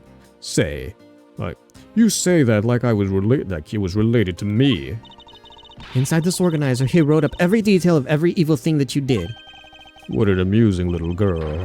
Well, what an amusing little girl you are. But that sort of trickery won't work on me. If you won't believe me, then take a look at this. And what is that toy there? Oh shit. This thievery device was used by the Yatagarasu, or rather by my father. 7 years ago, he used this when he snuck into the embassy. What? These 2 pieces of evidence that hold information that the Yatagarasu dug up on you. If you go home now, I won't hesitate to send it all to the Alabas right behind you. Little girl, get to your point. I want you to go up against Mr. Edgeworth one more time. If you win, then I'll hand over these 2 pieces of evidence? Yatagarasu, even the thorn in my side. Okay, does that organizer really contain any information on his dirty dealings? Nothing case-breaking, really. Oh, then it was just a bluff. Even if it was, we can't let all the info my father and Uncle Bat found go to waste. Plus, just the existence of Little Thief is troublesome enough for him. Those two pieces, aren't they keepsakes of your father? It's okay. I believe in Mr. Edgeworth. He'll come out on the top in the end. Okay. When the going gets tough, someone's got to be there to put the wind back in your sails. After all this time, you're still quite the feisty one. I applaud your powerful nature. Alright. I refuse to lose these 2. Ambassador Alba, you won't be returning home until you give us further testimony. How dare you all, barring a person like me. Ambassador Alba, your testimony, if you please. Grrr. All right, but this is the absolute last. Then, even if you use all the power of Ambassador Palladino's office, you won't stop me. I can't let the opportunity Kay has created for me to go to waste. Okay. The last time that I met with Mr. Cochin was here at the Theatrum Neutralis. After that, I was in Alabas for the rest of the time that I stated earlier. In any case, I did not see Mr. Cochin again after that. So you see, there is no time span in which I could have killed him. Wouldn't you agree? Son of a bitch. We've got to prove that he was here and killed him in the Theatrum Neutralis. Now, since you people were practically begging, I'll allow you to question me. What an arrogant old man. Yes, but no matter. We can't allow this chance to escape us. I will warn you, though, you've reached the end of my patience. Waste my time with any... Oh, shit. It's one of these. Waste my time with any inane questions, and you will be punished. So any needless pressing or presenting will hurt our case. In that case, the only thing that you can do is present the correct evidence, understood? Of course. I don't intend to let him intimidate me. I know Mr. Cochin was killed before he returned to Babel. In which case, there is only one statement to which I need to present the evidence. Which is probably the first one then, when he said that he only met him at Theatrum. It's here. After that, I was in Alabas the rest of the time, as I stated earlier. In any case, I did not see Mr. Cochin again after that. So see, there's no time span in which I could have killed him, wouldn't you agree? It's got to be this first one. Do I have the picture? What's my evidence? I have the picture. Okay, perfect. That's the thing I think I was going to look to point towards the most, but let me make sure that I'm not overlooking anything. God forbid that I get something wrong at this point. I think this is what we're going to eventually get to. Blade determined to be of alabaster. The flower motif petals are separate. Could be the weapon, could be the picture. Both of which I think could be valuable in this situation. Don't think it's the key, and I think we've used up everything else. Why do I still have the samurai dogs? Why is this still evidence that I'm holding on to? Is Miles looking to eat this after the case? The pig I now know is a part of the knife. I've got to probably point this out later to showcase what it is. Photo of the Yatagarasu. Use that. The trump card. Use the videotape too. Counterfeit plate. I haven't examined this at all, actually. We have his wound. And then we've got the commemorative photo. And the murder weapon can be seen in Mr. Alba's bouquet. And then we've got the footage and the push card. Okay. So I'm willing to bet that it's the picture. Alright. Looks like we're right.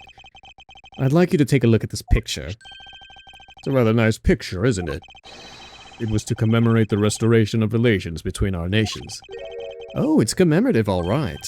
One that captures the proof I need to show that it was you who committed the murder. Come again? This is the knife that killed Mr. Cochin.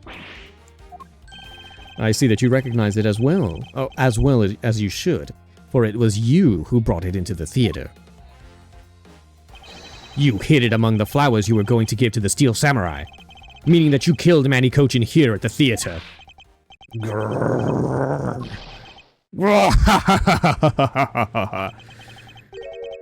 It's time for me to catch my flight. We're not through yet. Uh-oh. Silence. It's game over for you.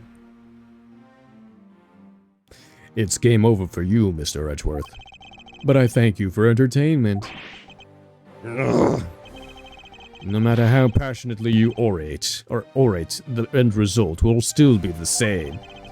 I won't be returning to this country ever again. That's right. This man is an ambassador. And he has extraterrestrial rights. No matter how hard we chase after him, we won't be able to have him tried in court.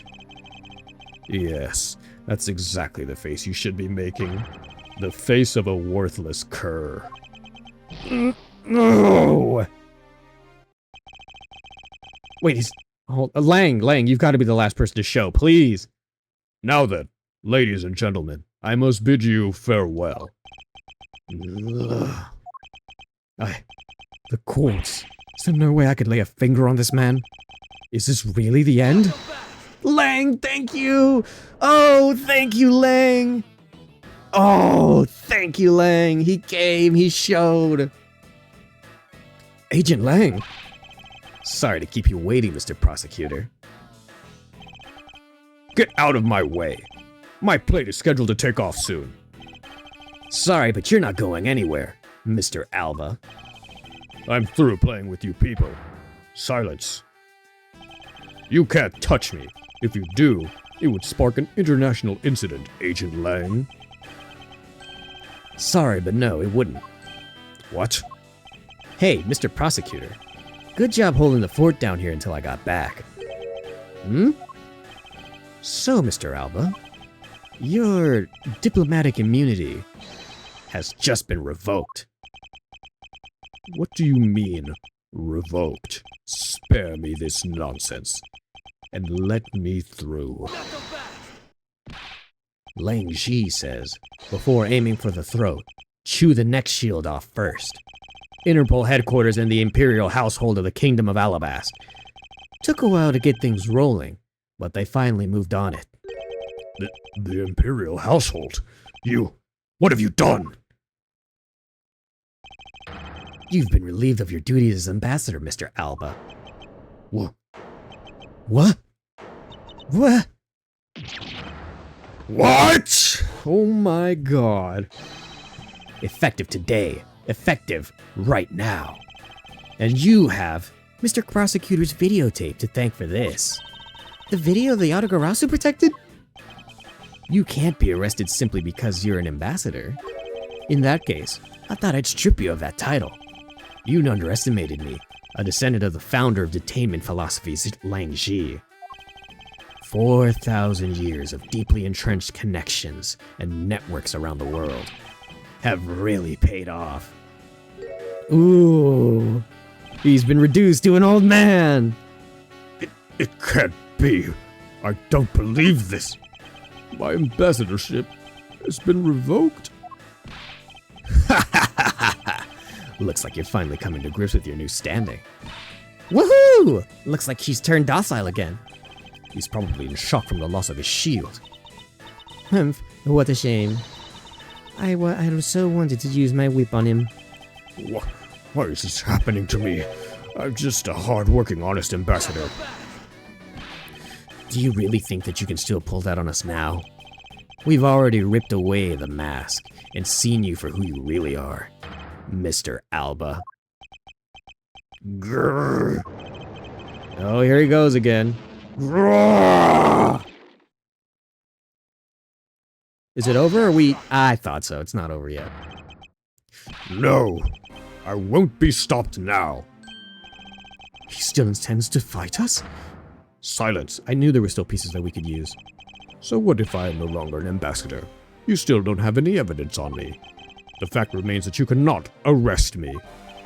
Heh. I'd expect no less from you, the boss of the smuggling ring. Well, the rest is up to you, Mr. Prosecutor. Understood. You say that I killed Mr. Cochin in the theater. But even if that's true, that there was a knife in my bouquet, I left that bouquet in the theater, so anyone could have taken it out from there and used it, right? Besides, the claim that he was still here itself is odd. After all, wasn't his body discovered in Babel? Are you claiming that I carried his body all the way over there? Preposterous. I'll be the one to prove whether it's preposterous or not.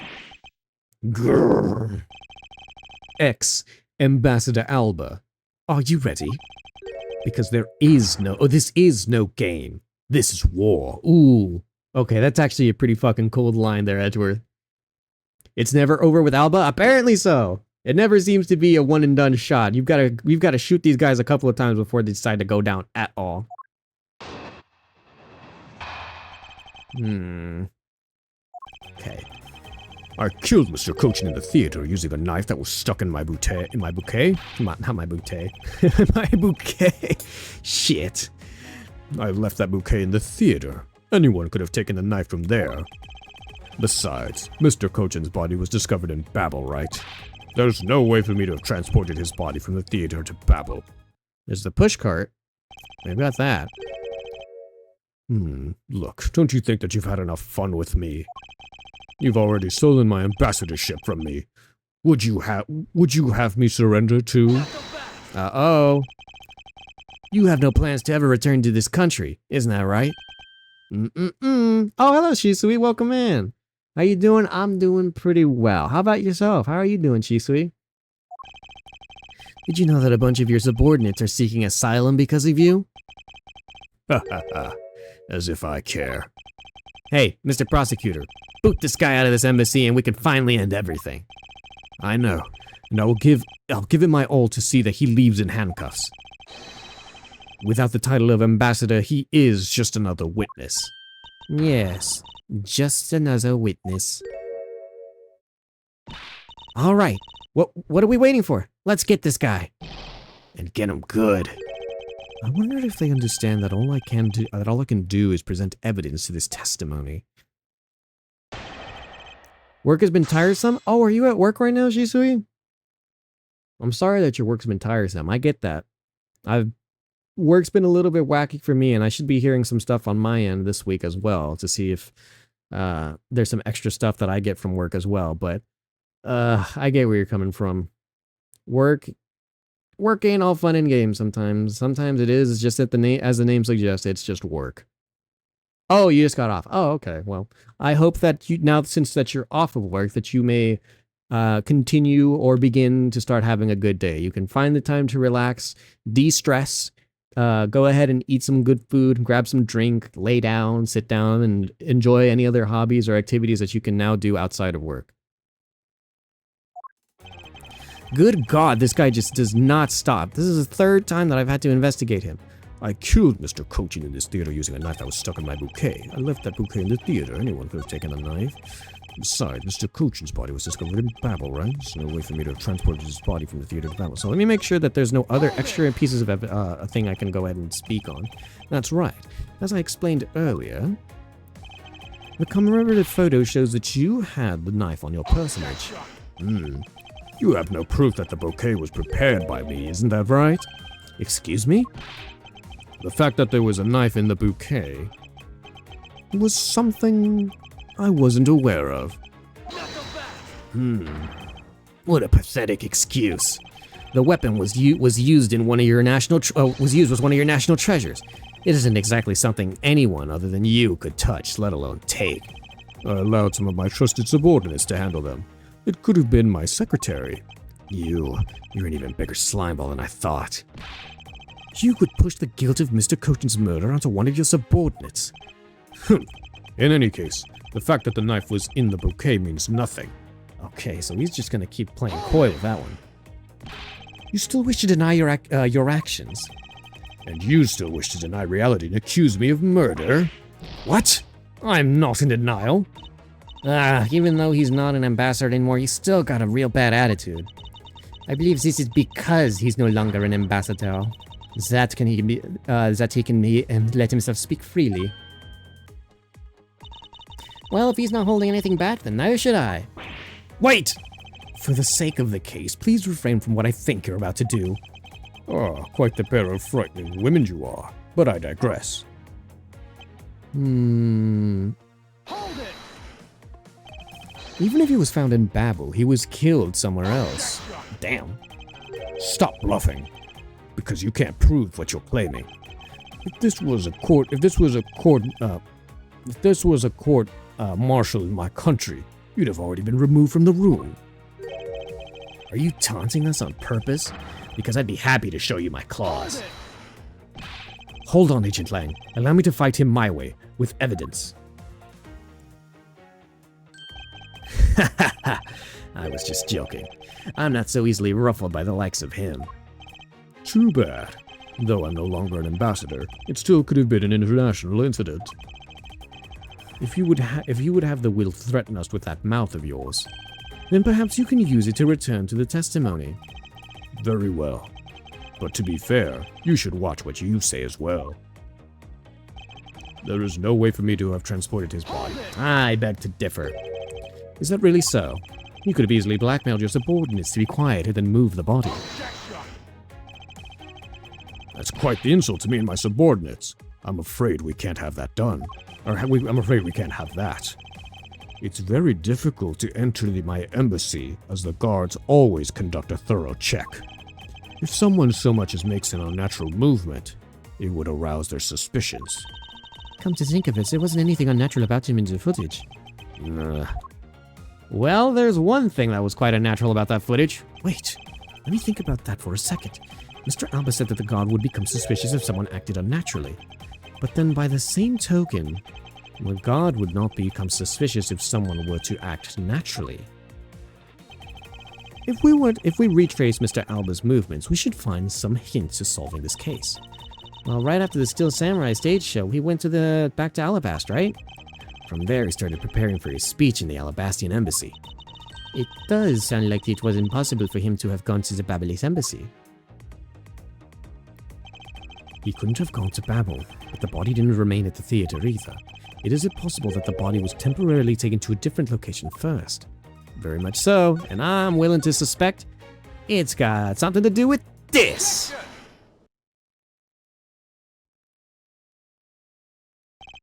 Actually, I do believe there was a way to transport the body out of the theater. Perhaps you should give this a look. What is that supposed to be? It's footage from a security camera that captured the state of the immigration area. Should I congratulate you on getting your hands on it? Just letting you know that we're not the only ones watching your every move. Thank you for the warning. Now, if you could take a good look at this section here. This lump in here in the pushcart. Do you know what's causing it? Should I? Because I don't. In that case, allow me to enlighten you. This is the cause of the unnatural lump under the cloth in the pushcart. What?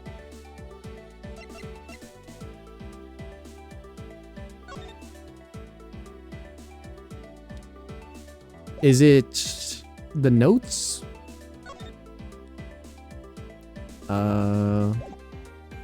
Hang on. This was the natural. It should be. It's supposed to be Manny, I'm assuming, is what we're doing, but I can't prove the profile, so it's gotta be the notes? Take that!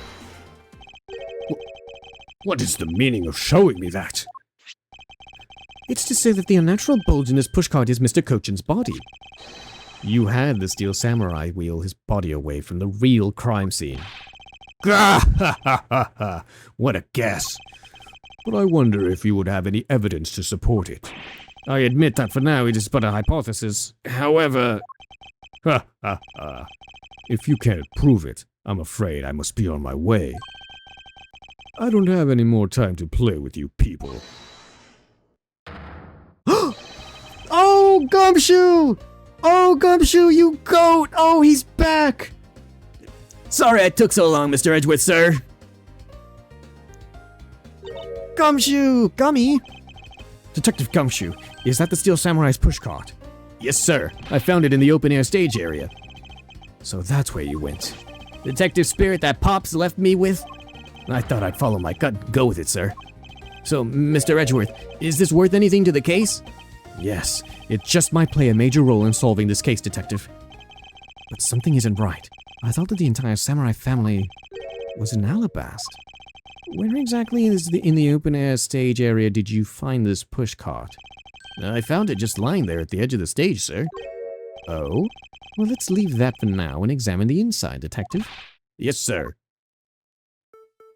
Well, well, well. Would you look at that? It's blood. This must be for Mr. Cochin's blood. Which only goes to prove that Mr. Cochin's body was inside transported by this pushcart. Uh-oh. I believe you understand what this means, correct?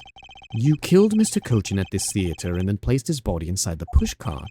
And then you forced the Steel Samurai to unwittingly move the body for you. I forced him to move the body into Alabast.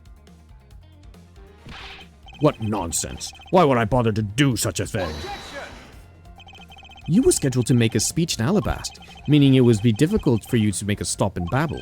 However, what if you moved the body to Alabast? Because it was your embassy, you could keep an eye on it and tamper with the evidence. And then you smuggled it out of Alabast. No! If I can show you how you moved the body from Alabast to Babel, then I win. But you can't. Security between the two countries is incredibly tight. I'll be the one to judge whether I can or cannot prove it. And so I ask you to provide us with testimony regarding your movements after you return to Alabast. Grrr. Have you figured it out? Do you know how the body was moved? To be honest, I have nothing to support my hypothesis at this time. However, I don't believe I made a mistake in my logic up to this point. Which means there's no questions that can't be answered, right? We're getting close to figuring this out. The primitive statue was smuggled successfully through the brief flight through the air, so why shouldn't there be an answer as to how the body was moved? Which means that there must be a logic flaw somewhere I can explain. Oh my god, another one? It doesn't even have like the fanfaric theme of the ones when we're like right on the cusp of victory, dude. Jesus, I feel like there's gonna be another one or something else that I have to do. After I returned to Alabast, I had my picture taken with the Steel Samurai shaking hands. Then, just as I was about to start my speech, the Yatagarasu appeared. I feared for the national treasure, so I raced back to my office. What the fuck? There was barely anything in that. Is that all? Yes, that's all. Objection! It looks like you left out a few things. Such as the murder of the mask too. Furthermore, you left out the part about meeting me in the office. Those trifling matters. I don't believe I need to speak of those things again. I do so hate to waste time. What? Is not every life precious? Do you really need me to answer that for you? People like you cannot be allowed to wander freely through society. Then you'd better try hard, because I doubt that you'll find a single contradiction. He's really full of himself, isn't he? Yes, he is. How can he be so confident at a time like this? Ha ha ha ha ha. Come, don't be shy. Go ahead, ask whatever you like. Son of a bitch. Alright. So we've got only 3 things to press? Is there even anything that I can go ahead and show for this? He's just talking about his movements. Is there a way for me to disprove where he was? Hold it! So why was it only with the Steel Samurai? I thought the Pink Princess was also around. The Pink Princess was suffering from a bad hip at the time, and the doctors recommended that she rest. Wow, so you do have a soft side after all. The pain of a bad hip. I suppose none of you can really understand how it feels. Oh, so you tend to strain your back as well, huh? But isn't that just because you're normally all hunched over? You did need to keep up the act no matter what, I suppose. The point of this is not to discuss my back problems. For about 15 minutes after our handshake, I was in my office preparing for the speech. Okay. The Yatagarasu was just a trick that you had set up. Ha ha ha! A most amusing joke. And how do you propose that I set it up? If you really want to know, I can explain it in detail for you. You arranged the spotlights in the rose garden so that when you were to take the stage, the audience would see the Yatagarasu's shadow. Oh, that is an interesting tale. Sadly, it has nothing to do with me. You. What's it gonna take for you to fess up to anything? Very well. Then let's move on to the next question. After the Yatagarasu appeared, what was the state of the rose garden? Everyone took refuge inside the embassy. I even helped with the effort. And then, of course, everyone was inside, well... Hold it! And what happened after you returned to your office? I don't want to keep on repeating this. However, upon my return, I had a stroke of bad luck and bumped into Mask Man. And I don't want to keep on repeating this either. But his name was Damask too. Humph. Who cares what he was called? By the time he got to the primitive statue that he was supposed to steal, it had already been swapped for the fake. Talk about an unlucky man. Being bludgeoned to death with a fake statue. Heh heh heh. Oh my god! Miss Von Karma is really letting her whip fly now. Eek! I think the scary part is her silence while she's doing it. She must be at the limit of her patience as well. But physical attacks are meaningless here. Only evidence will suffice. What can I provide? Oh, wait, what? I can't find a single flaw in his argument. At this rate, I won't be able to prove that he's actually guilty of anything. Are we finished here? My Edgeworth, could you not come up with how the body was moved to Babel? Sir! Mr. Edgeworth! Even after proving so much. Is he going to get away with it? Are we serious? Who else is going to save us? Larry? Somebody? Is this the end? Someone else, right? Is Phoenix going to make his grand debut?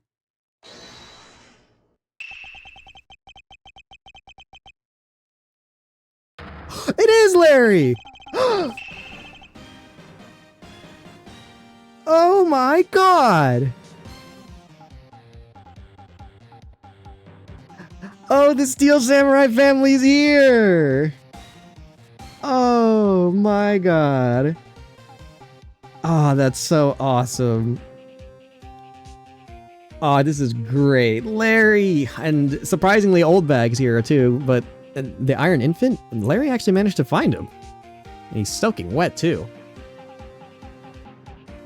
Yes, I can't forget about the Pink Princess. I know. We know that it's actually Wendy and not Mindy this time inside of that, All right.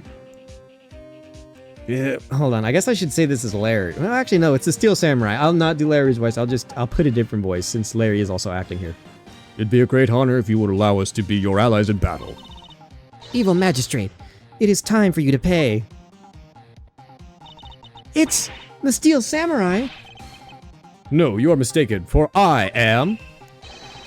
Oh, great. Well, it's back to Larry. So much for putting a voice for that. Hey, man. Steel Samurai Daddy, married man of Neo Old Tokyo. And this is... Pink Princess Mommy.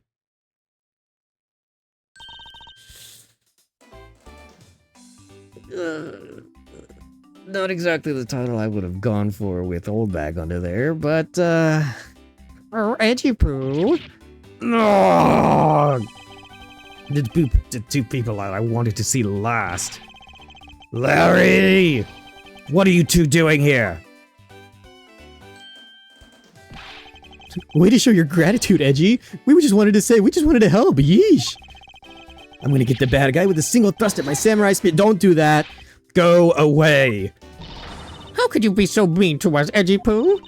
All three of us came to lend a hand, and this is how you treat us? Well, isn't this grand? And I can see they managed to find the Iron Infant. Does that really matter right now?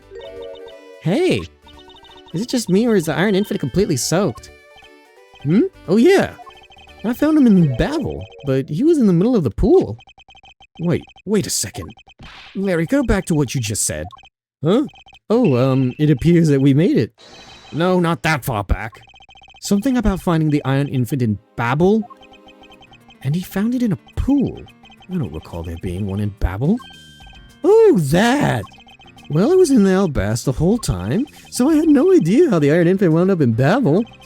I thought I lost him in the Rose Garden. But I guess maybe this cute kid can swim, huh? Wait, what?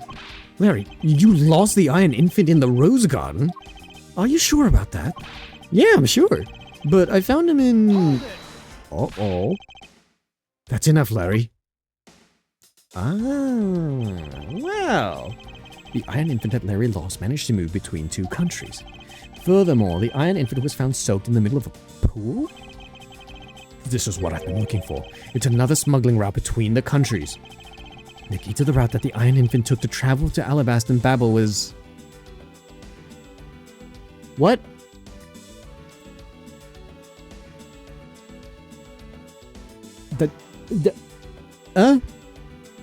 What? The key to the route that the Iron Infant took travel from Alabast to Babel is...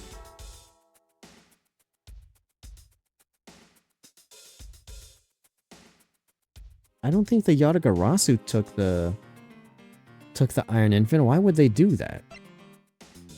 I don't even know why we're talking about bilateral symmetry, unless we're talking about the way that the buildings are set up, but why would that come into play now with how things are set? If he's in the... Maybe because he's in a pool, but I didn't remember seeing a pool in Babel. Counterfeiting. Is this... What is this exactly telling here? Is it saying that the Iron Infant was taken through a counterfeiting route? Or is it saying that the Iron Infant took travel to Alabast to Babel is counterfeiting? What the hell does any of this mean? This literally came out of nowhere and is... I can narrow it down to two at least. Because I don't think the Yatagarasu has anything to do with this part of the story. So it's either bilateral symmetry, which I think has something to do with the way that the whole embassy is set up. I think that's the only other time that we've ever even heard something remotely similar to this be explained. And counterfeiting, which now that I think about it, has a little bit less... because I don't think they would have any reason to counterfeit during the event. So it probably has something to do with the way that the building is set up. Which would be my guess. Oh, that's right. The embassy was built with bilateral symmetry in mind. Detective Gumshoe. Yes, sir? There is a location I wish for you to examine post-haste. It is where I believe the route used to smuggle Mr. Cochin's body lies. Does that mean that it really exists, sir? An embassy built on bilateral symmetry, meaning that this is where we need to examine. Is it here? In this area where they would have had a fountain as well? It's the only place... If we're talking about bilateral symmetry, there should be a pool here. Yes, sir. I'll be back before you know it. It's too late. It doesn't matter now that no matter what you do. It's all a waste of time.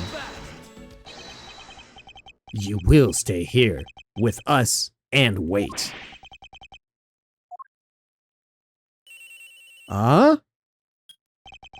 This is Edgeworth. Mr. Edgeworth, it's here, sir. The stage has a pool. There's a reservoir here. It's just like the Rose Garden. Just as I suspected. What is it?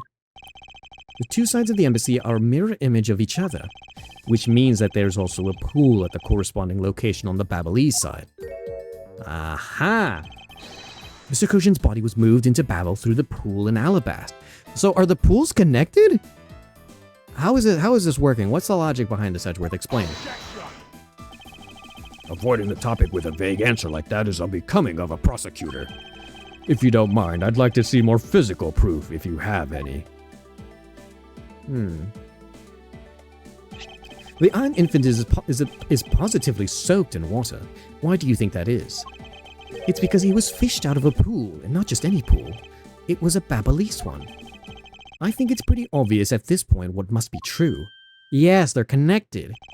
The water reservoirs of the two countries are connected. And where is your proof that the two sides are connected? The proof is right there before your eyes. The half-drowned Iron Infant. This blasted doll! Mr. Edgeworth, I'm back. Hey. Don't tell me. You guys figured everything out without me. We did, thanks to this hero of justice's son. Even if he is just a doll, he managed to help foil the villain.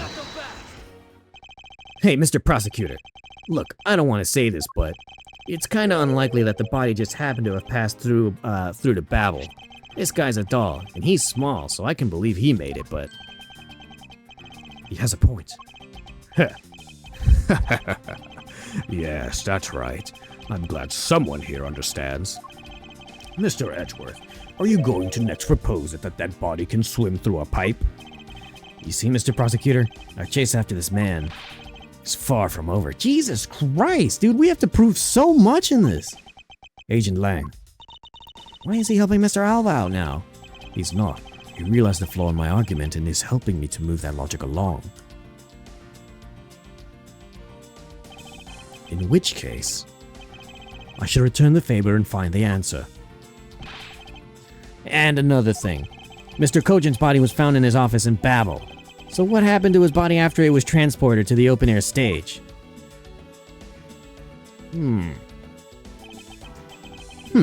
Mr. Elba had an accomplice. Okay, so yeah, now we're going to bring up the fact that Sheena was not the one who killed him, but definitely had a lot to set up here. Mr. Alba had an accomplice in Babel, remember? You mean Sheena, right? With her there, you can see how it was possible to move the body up to the office. Are you seriously claiming that she swam through the connecting pipe with the body? He's right. Miss Sheena would drown if she did that. It's hard to imagine that she swam through the connecting pipe. It looks like your hypothesis is how the body was moved is still only half baked. Hang on a minute, wait. I just now realized that we did have the water area as evidence. And the water level is too low. So it could be possible that the fountain might have been low at the time. Instead of swimming, one could simply walk or push their way through if it's big enough. Now then, I believe you should give up and allow me my passage. Because from the start, there was no feasible method of transporting the body. What? Mr. Prosecutor, recall Sheena's movements. What was happening in the embassy around the time Miss Sheena was in Babel? Oh, if only there was a way to get rid of the water in the pool. Well, it turns out there might just be. Get rid of the water. Aha! That's it! Now I believe it's time we really are done, right? Unfortunately for you, it's far from over, Mr. Alba. You are a most persistent man. Are you saying that you've thought of a way to move the body through the water? Move the body through the water? That is completely unrelated to how it was done. Excuse me? The reason I say that is because there wasn't any water there at the time. What do you mean there wasn't any water? Just what it sounds like. Tonight's events made it possible to drain the water, allowing the body to be moved. Take that! What is the meaning of this? Oh shit, is that not right? Oh, that wasn't right? I was very confident in that. That question was directed at you. Oh.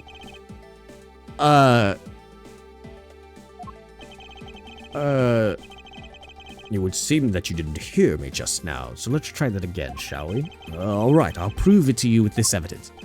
Tonight's events made it possible to drain the water, allowing the body to be moved. Tonight's events? Single stab, body wasn't badly burned by the fire. Sharing reporters. Tonight's events? I could have swore it was the fountain.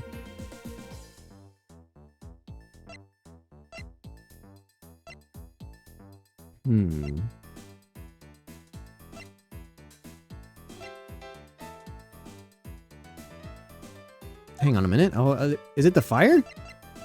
Is it because that they used the fire from the fountain to go, or the fire from the, is it because they used water from the fountain to put out the fire?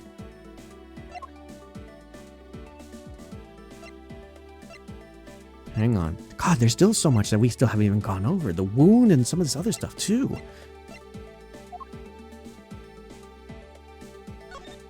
Fire in the Battle Sims occurred on Gem Ninja Show. Fire occurred in 4th floor. Took out the second fire took out the Battle Sims Gem Ninja Show. Fire occurred in 3rd floor. Mr. Coach's office caught fire during this time. Was it the fire? Because the fire happened, they used the water?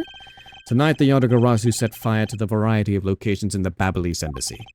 In order to put the fires out, much of the reservoir's water was used. Of course, when the water was used, the reservoir's level went down. If enough water was drained, the connecting pipe could be used to traverse the border. Humph, so what? The water level went down, the reservoirs were connected. Does any of this matter? You can't prove any of this. Pretending to be ignorant won't work with me. We both know what kind of situation we're in right now. Even in a game, there comes a critical, game-changing moment. A moment in which you hit a wall and you must overcome it in order to beat the game.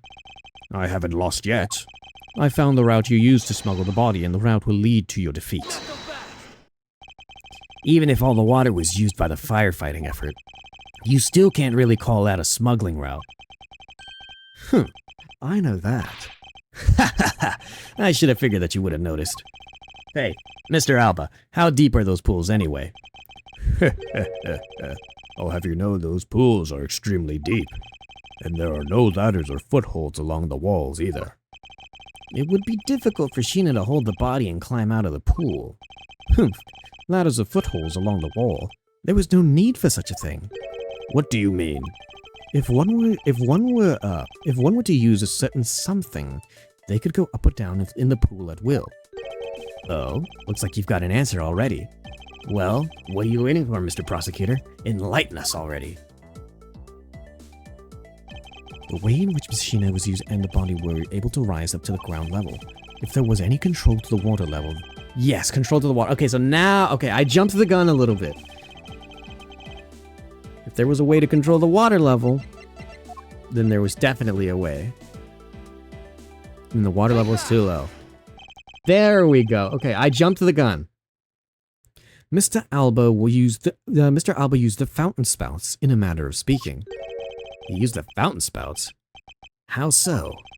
The water level in the pools can be controlled by opening and closing the spouts. Miss Sheena and the body were lifted upward by their buoyancy in water. The fire on the Babyliss side and the firefighting effort, these two were set in motion all for the sake of smuggling Mr. Cochin's body. Grrr. Shall I show you where the final destination of my train of logic leads? First, Mr. Albert closed the fountain spouts in advance in preparation of things to come. Then he took the pushcart that was brought to the rose garden and pushed it along with the iron infant in Mr. Cochin's body into the pool. At the time, Miss Sheena was busy conveniently starting the first fire in Babel. She then made for the open-air stage pool to wait for the firefighting effort to begin. When the firefighters used the water in the pool, the water levels went down. And by the time that the fire was put out, the pipe between the two pools were exposed.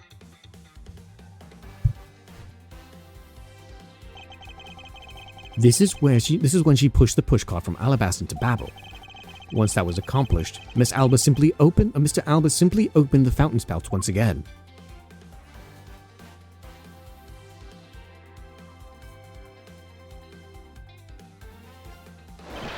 And the water levels rose to its original level, along with Miss Sheena and the body. After that, Miss Sheena used the pushcart to carry the body up to the Secretariat's office. There is an elevator in the embassy, after all, so you see, even with her small frame, she could have easily transported Mr. Cochin's body. And that wraps up my thorough explanation as to how the body was moved. Grrr. No! Well, ex-Ambassador Alba, what do you think? Not so untouchable without your precious extraterrestrial... That word is so hard to hit in one go. Extraterritorial rights to protect you, are you? I knew you could do it, Mr. Edgeworth. Way to fight back. Motherfuck, still? You accuse me of moving the body across country lines. But when you get down to the nitty-gritty, you don't have what it takes to indict me. The nitty-gritty? What does the old man want now? Proof, I believe, was what he seeks. Yes, proof. Without any, who's to say whether or not any of what you said really happened? He wants proof. What are you going to do, Mr. Edgeworth? There is no need to worry. I have all the proof that we need all along. What? The body wasn't the only thing to go through the pool's connecting pipe. Just as Detective Gumshoe found the pushcart in the open-air stage area, so too did I find one other item there. And that piece of evidence is what will prove that the pools were the smuggling route. This was another thing that was smuggled over in Babbel's open-air stage area. Something else? So we already reviewed the security footage. We looked at the pushcart. We used a commemorative photo to go ahead and talk about some things. Something else? The wound. We know where the plate came from. The videotape. Car, the crossbow arrows we know were used in tandem with the wire. The fire. Photo. Fountain spouts. The pick. Found at the stage. Wait. Open it. Oh, okay, hold on. I think it's the pick. Hang on. I'm going to make sure that I don't go over it, but it seems like things are pointing to the pick. Mr. Oldbag took it. 8-bit. Not the spear. Not this. Not the statues. Nor the money. Or the Cadopian papers. Could be the knife. And we know that the pick is attached to the knife. So I honestly think that the best answer is the pick. And what exactly is this? You have no idea, do you? This little piece that I found on the Babbel side will be your undoing. A guitar pick? Well, would you care to explain how that is going to do me in, as it were? Much to your chagrin. Is that a word?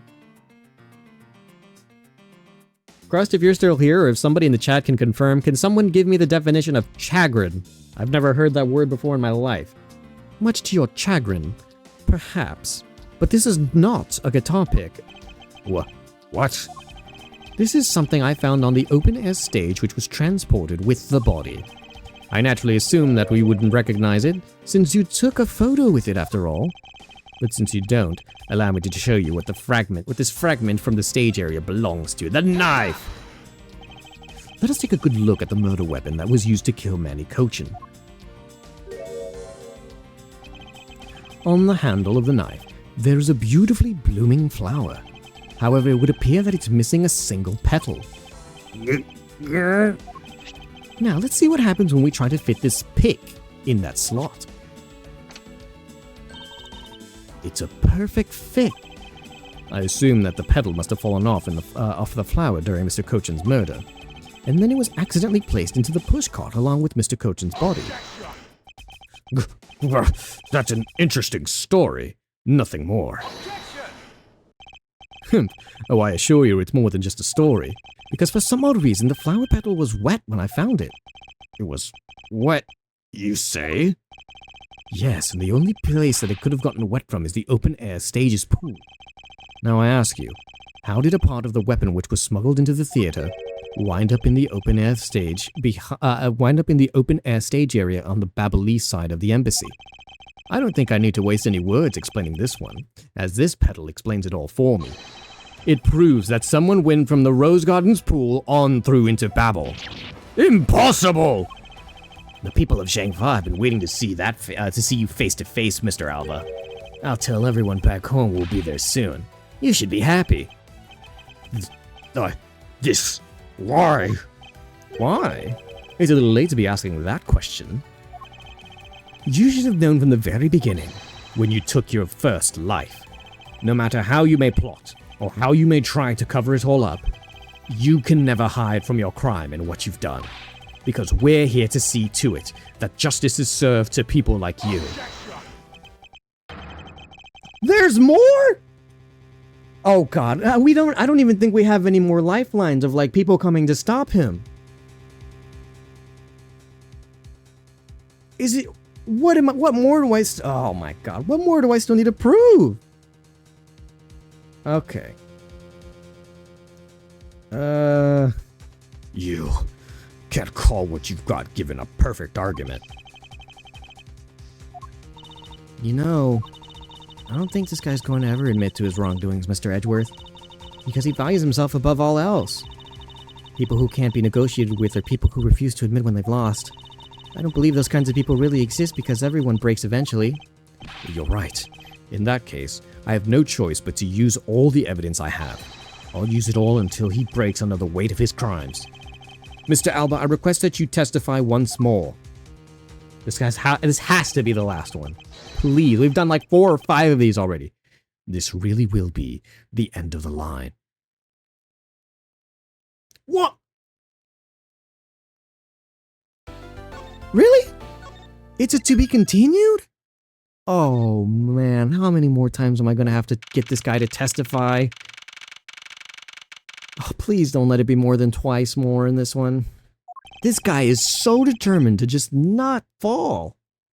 Mr. Alba, I request that you testify once more. As if there was anything else for me to testify about. I still have yet to fully prove that it was Mr. Alba who murdered Mr. Cochin. Well, I would like to hear about your movements before the murder occurred. I wonder if you could tell us about what you did here at the Theatrum Neutralis. Very well. I suppose I could tell you about that. Because about all I did was watch the Steel Samurai stage show. Elaborating on everything, on even that alone is good enough for me. The only way for me to place this man under arrest is to pinpoint the exact location of which the murder took place for. That is the key to our investigation. God damn, dude! How many times? Oh! This has to be the last one.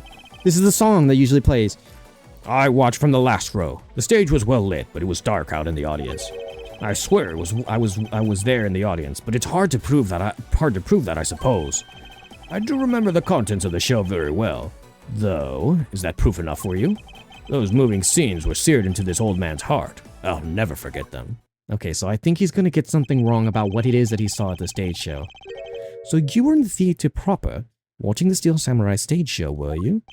Of course I was. I have a great fondness for the Steel Samurai. Yeah, I was pretty cool up there, wasn't I? You're not the one who was cool. It was the Steel Samurai who was cool. Yeah, and the Steel Samurai special finishing move totally was really something, huh? Hey, Edgy! Who is she? Who is this super cute girl? She's been standing here this whole time, and only now he notices. Her name is Kay Faraday, and she's helping me in my investigation. Sorry I didn't get to introduce myself earlier, but better late than never. Yeah, so okay, I'm Larry Butts. Silence in the peanut gallery. There's no time for such trivialities at this time like this. Mr. Prosecutor, this is the final battle, you got that?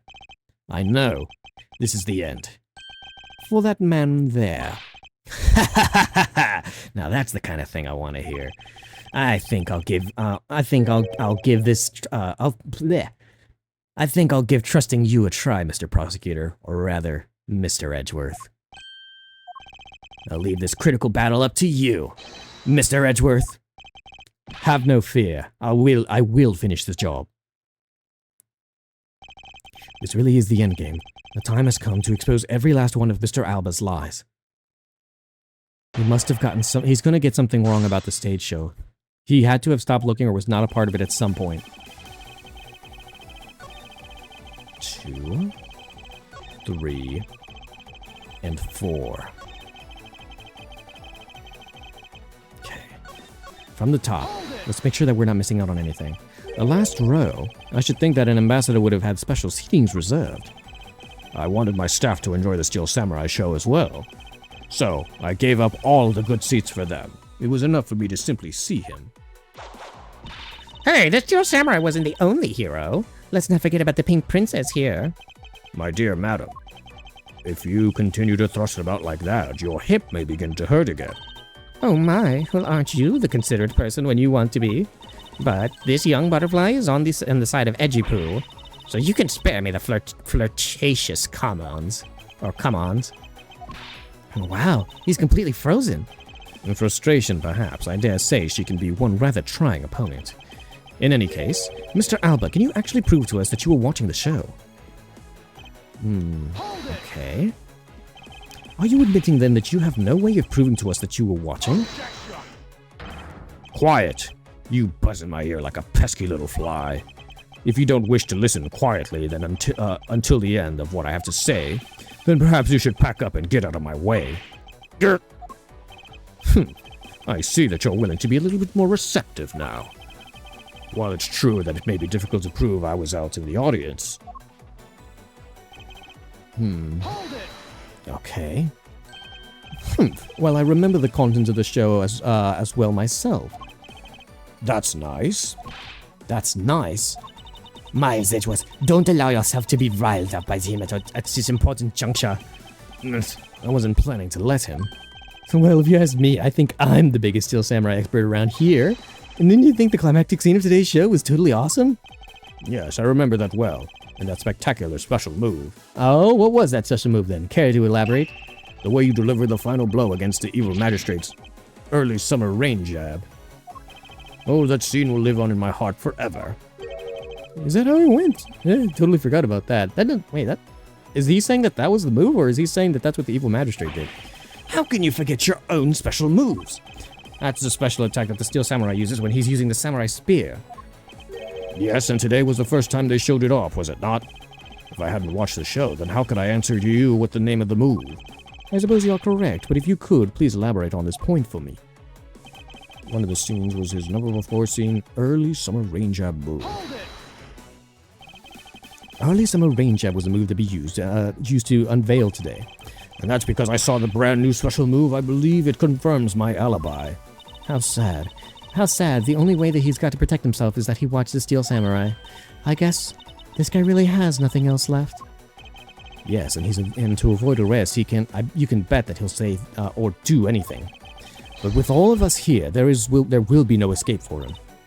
Yeah, we'll find a way to bring him to justice. Now then, let's continue with your testimony, Mr. Alba.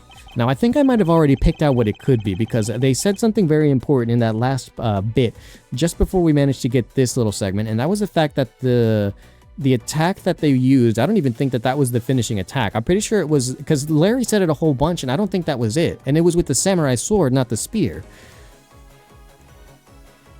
So I'm willing to bet that that's the information that he gets wrong. Larry had to finish up his special move with the samurai sword, which is why he's carrying it around with him everywhere, and why he was spouting the name of the attack everywhere he went. Hold it! I agree. Today will be a day to remember, especially when we finally make you pay for all the wrongs that you've committed. What? Hey, that's what the Steel Samurai says when he defeats the evil magistrate. Actually, that line was just something I ad-libbed. You may act all surprised, but naturally, you remember this line, don't you? Of course I do. I just now understand how the evil magistrate felt, that's all. Then allow me to make you identify with the evil magistrate some more. Hey, then what makes you the Steel Samurai, huh? Heh. Well, if you had to complete the analogy, I suppose then yes. And I do believe it's about time I bring the curtains down on this with a bang. Kay and myself were also in the audience of the Steel Samurai stage show. He's got nothing on the Jammin' Ninja, but he was still cool enough, I guess. Was it my brand new special finishing move totally rad? No, don't tell me. It was you who thought of that special move? Yep. No, what was it again? Wait, no, that's not the one. Was it Sushi Slash? Or something. I forget what it was called, though. Extremely silly rain jab. Was that it? No, wait, it was Stubble Breaking Chop. Doesn't that sound quite right? How can you forget the move you came up with? The final piece to Mr. Alba's alibi is that he was watching the Steel Samurai show. However, if he was busy killing Mr. Kochin, then he was not able to have had time to do so. Okay, so it has to be early summer rain jab. I don't think that's the case. We don't have the sword anymore, do we? Yeah, so then my guess is that it's got to do with the spear because... Oh, wait, what? Oh! Oh, no, I'm wrong! Different reason. It's Larry bent it, so he couldn't do it. Okay, I thought it was a different move. I thought Larry's finishing move was a different one, but because he bent it, he couldn't do the attack. Objection! There it is. The special move today was the early summer rain jab. Is that your final answer? Silence. You little irritating gnat. Do you think that you can trip me up by asking me the same question over and over? That was not my intention. Your testimony is more than sufficient. However, I believe it would be wise for you to take a look at this. The samurai spear? What about it? This spear actually never made it onto stage today. Excuse me? Unfortunately for you, tonight's Steel Samurai happened to be a goof of a young man with an abundance of useless hot-bloodedness. Having said that, said useless man bent the spear during his rehearsal this evening. Okay, do you remember what the Steel Samurai special move was tonight? Yeah, the sushi... Okay, so I was on the right train of thought. For the wrong reasons, though. I tend to do that a lot, it seems. It was a Steel Samurai sushi slash. Correct, because he couldn't use the spear at a last-minute change was made. Had you really been watching the show, you would have known the move that was used. Grr. Kirkus Albus, you didn't watch even a single minute of the Steel Samurai stage show tonight, did you?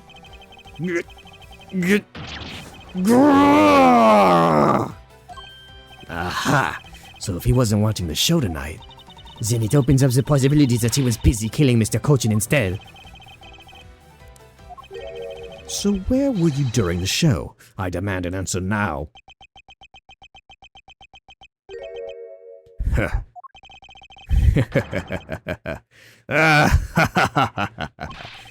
Just what is so funny? Don't tell me he's got another alibi or something to say, this motherfucker! What? You're so sloppy, and so are your conclusions. I still insist that I watch the show, or most of it in any case. What do you mean by most of it? You see, during the show, I left my seat for a spell to visit the bathroom. He's got another excuse? I assume that was when the dramatic scene was played out on stage. That is the lousiest, lamest excuse I've ever heard in my life, pal. Just because he got the name of the move wrong, we can't really use that as proof that he didn't watch the show at all. Grr! As a fan of the Steel Samurai, I wanted to watch the entire show, honest. As the Steel Samurai fan, for someone who wasn't even in his seat for the climax of the show, you have no right to call yourself a Steel Samurai fan ever.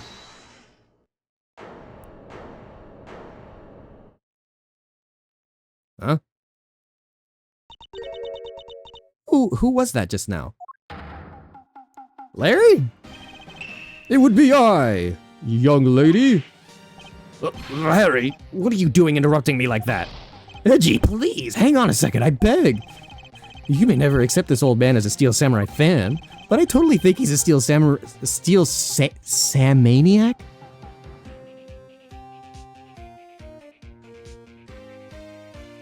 Is that the word they use to describe the fans of Steel Samurais? Steel Samaniac. What exactly is a Steel Samaniac, pal? I believe he means to say Steel Samurai Maniac. Yeah, and trust me, I know a real fan when I see one because I'm the Steel Samurai. Oh, whoops. I will never acknowledge you as the true Steel Samurai. What are you getting so worked up over, Mr. Edgeworth? It appears that the real Steel Samurai recognizes me as a fan. As well he should, for I am a fan. It's not as though I missed the entire show. It was a most amazing show, filled with the spirit of the young and the young at heart. Huh. The sarcasm dripping from his long wooden nose couldn't run any thicker. Getting the name of the move wrong only proves that he didn't watch the last scene. What I really need here is something more definitive. Something that links Mr. Alba directly to the murder of Mr. Manny Cochin. You know what, Gramps? You're really something else. I'm honored to receive such praise from the Steel Samurai, but what is it for? Well, I was just wondering how you found out about the early summer rain jab. That move is a bit of a secret that only a small portion of the staff know about. Wait, it was a secret. Larry, what did you just say? What did you just say now? I didn't say something stupid again. Did you just say that the early summer rain jab was actually a secret? Well, maybe I shouldn't have said secret. It's more like it was only decided on the name of the move right before the show, the start of the show. Right before? Yeah, the stage director was going nuts because we were supposed to debut the move. About 5 minutes before the show, we threw it up on the dressing room whiteboard. Hang on. Is there anything suspicious here that I can go ahead and work off of? Early summer rain jab. That's kind of how we decided the name of the move. But by that time, I'd already bent the spear, so I guess the whole thing was kind of pointless. All of you Steel Samurai actors are the same. The director has my complete sympathy. Long story short, because we changed the move to the sushi slash, we kind of holy crap, my voice is starting to give out. We kind of pretended that the early summer rain jab didn't exist at all. I mean, it'd be bad if someone found out we changed the move, so we made it a secret. So basically a gag order was issued for publicity's sake. It almost makes the early summer rain jab sound almost like a lost art. Yeah, which is why I think most of the staff hadn't even heard of the move. Oh. Hold those lips of yours still. What the heck, old man? I've done nothing but listen, and from what I can tell, it's all very unrelated to this case. It's also very tedious and a pointless exercise and wasting time, much like a kid's show. Mr. Alba, I believe the one who should be quiet now is you. How dare you! I suspect that you've already noticed exactly what that very severe implications are in this man's testimony. Ha! So now you're trying to bully me, huh? There are no implications to read into the behind-the-scenes stories of a kid's show.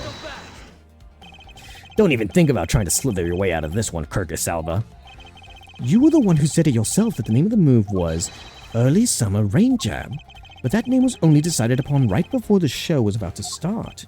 So, what are you driving at? That the name of the move you told us was never used in a show or said aloud. Now then, would you care to tell us about how you found out the name of the move? Because I can only think of one way you could have known. Kirkus Alba, this is the only way you could have known the name of the special move. You wrote it. They wrote it! They wrote it! He saw it. You knew the name because you saw it. You saw it on the dressing room's whiteboard. The staff members who knew were keeping it a secret, so you couldn't have simply gone up to the staff member and asked, which means that the only other option left is that they saw it on the whiteboard. So that means that Mr. Alba was that means that Mr. Alba was in there at some point, right? But what's the big deal, sir? I don't see what that means.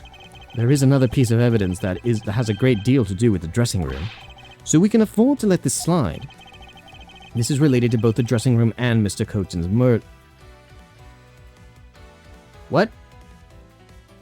I didn't even really pay attention. Shit, wait, hold on. Do I have... I can't even see the picture of the dressing room. Okay, hold on. What was in the dressing room? Hang on. They had the whiteboard where they wrote things up. It looked like there was also the dressing room. They had the cart with the iron infant. This is related to both the dressing room and Mr. Cochin's...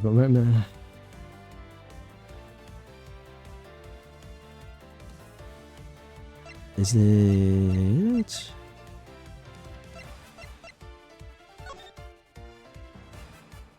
Both Cochin's murder and the dressing room.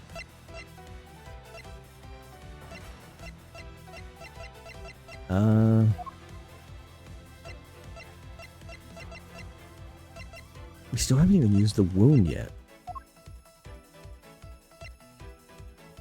The cart! The push cart was used to move the body, was right there in the dressing room. Got it.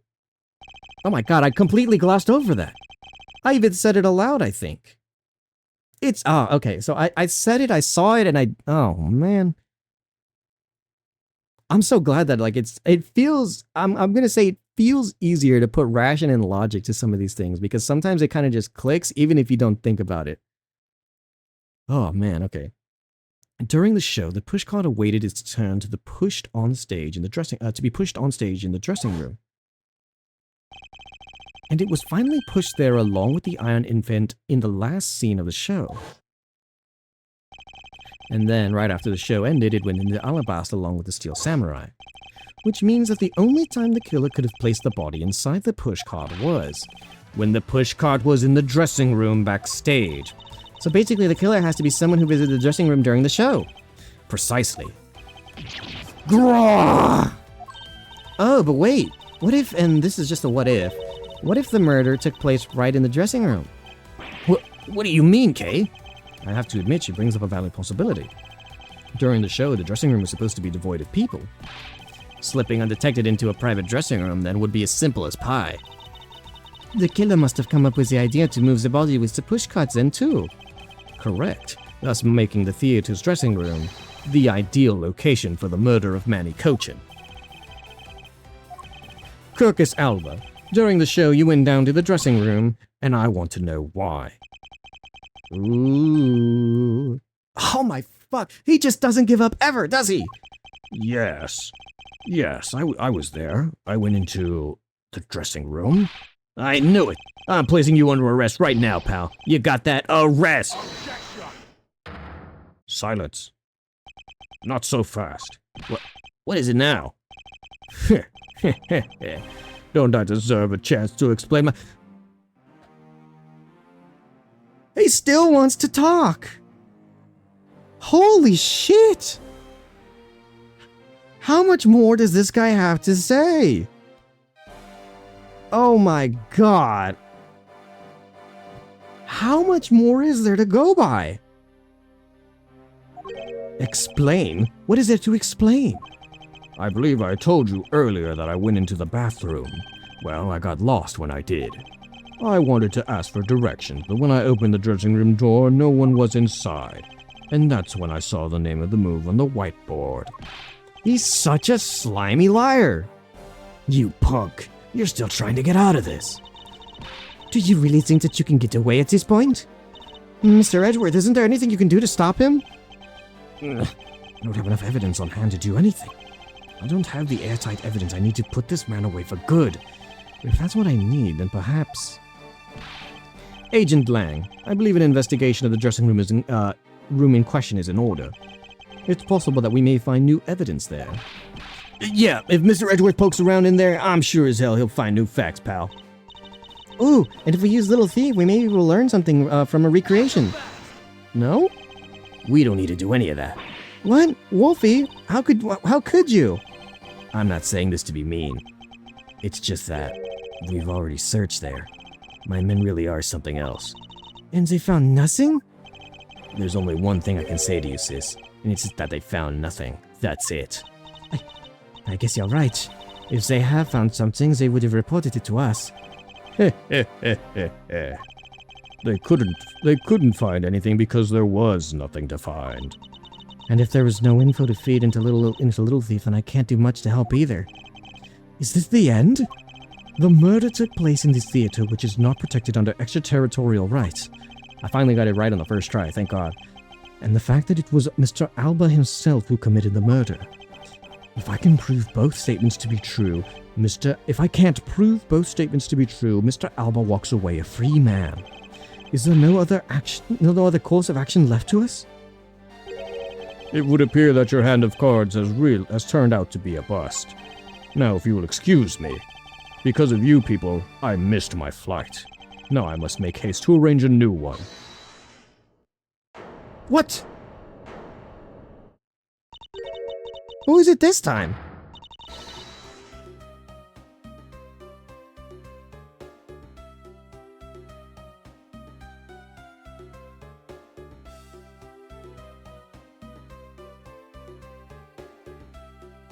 Old bag?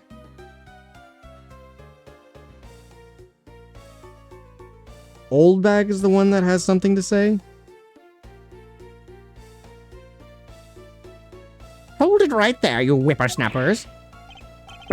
First Larry and now you. What is that scary mobster-like scowl on your face, Edgy Poo? Don't treat me like I'm some sort of nuisance. I've been meaning to say this, but all of you keep talking about these things I don't get at all.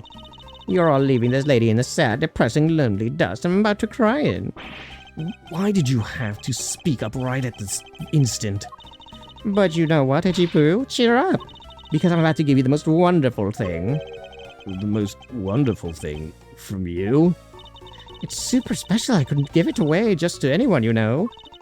My special present of love to my sweet Edgy Poo. Are you ready? Is this? It's the samurai dog? That's our evidence? It's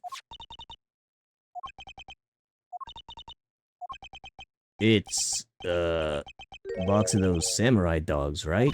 Yes. Oh, Edgy Poo, here, go on. Eat one and you feel like right as a raisin.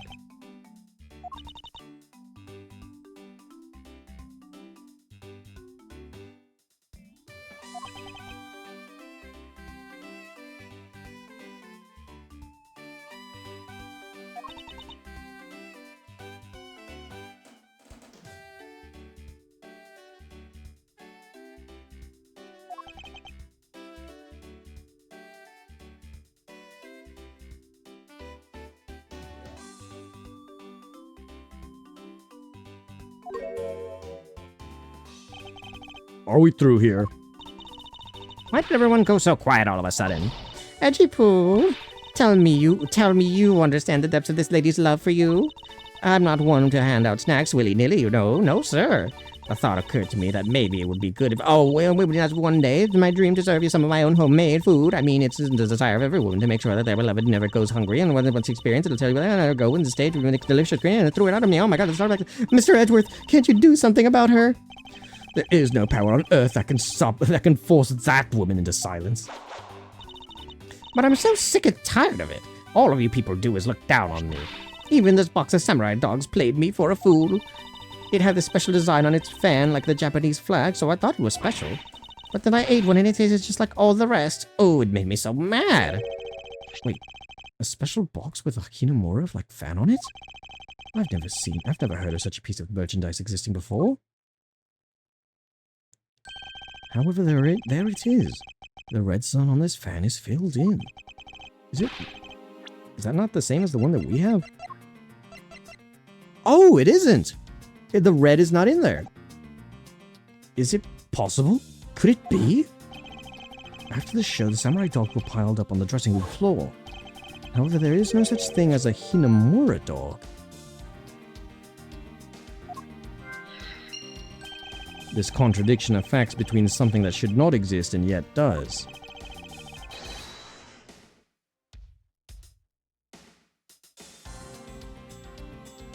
The ray from the red sun may just be what we needed to point us in the right direction. A present? The studio bigwigs actually told us to play delivery boys. We were supposed to hand the dogs off to the embassy people and tell them hi. I had a pile of them in this pushcart just to move them. I believe that you understand what this means, correct? You killed Mr. Cochin at this theater and then placed his body inside the pushcart. And then, you forced the Steel Samurai to unwittingly move the body for you. It's time to piece the final pieces of this logic puzzle together. No matter how fragile or small the connections may be, once we've found them all, the way to the truth will be revealed. This has to be it.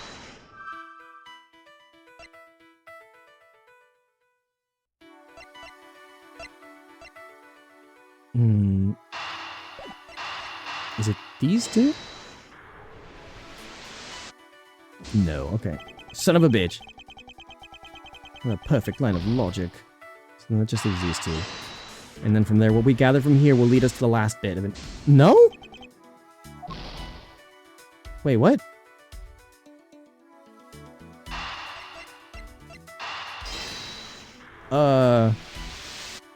Okay. The killer used the pushcart to transport the body, which means that they had to remove the samurai dogs from within first. Therefore, the samurai dogs that were piled up on the dressing room floor were most likely taken out of the pushcart by the killer. And then the removed dogs also became the Hinamura dogs. That which should not exist. This box of samurai dogs with a Hinamura on it. If this red sun was filled in when the killer was busy removing samurai dogs from the pushcart, then it's proof that the murder took place in the dressing room. As long as this red substance turns out to be what I believe it to be, which is blood. Wendy Oldbag.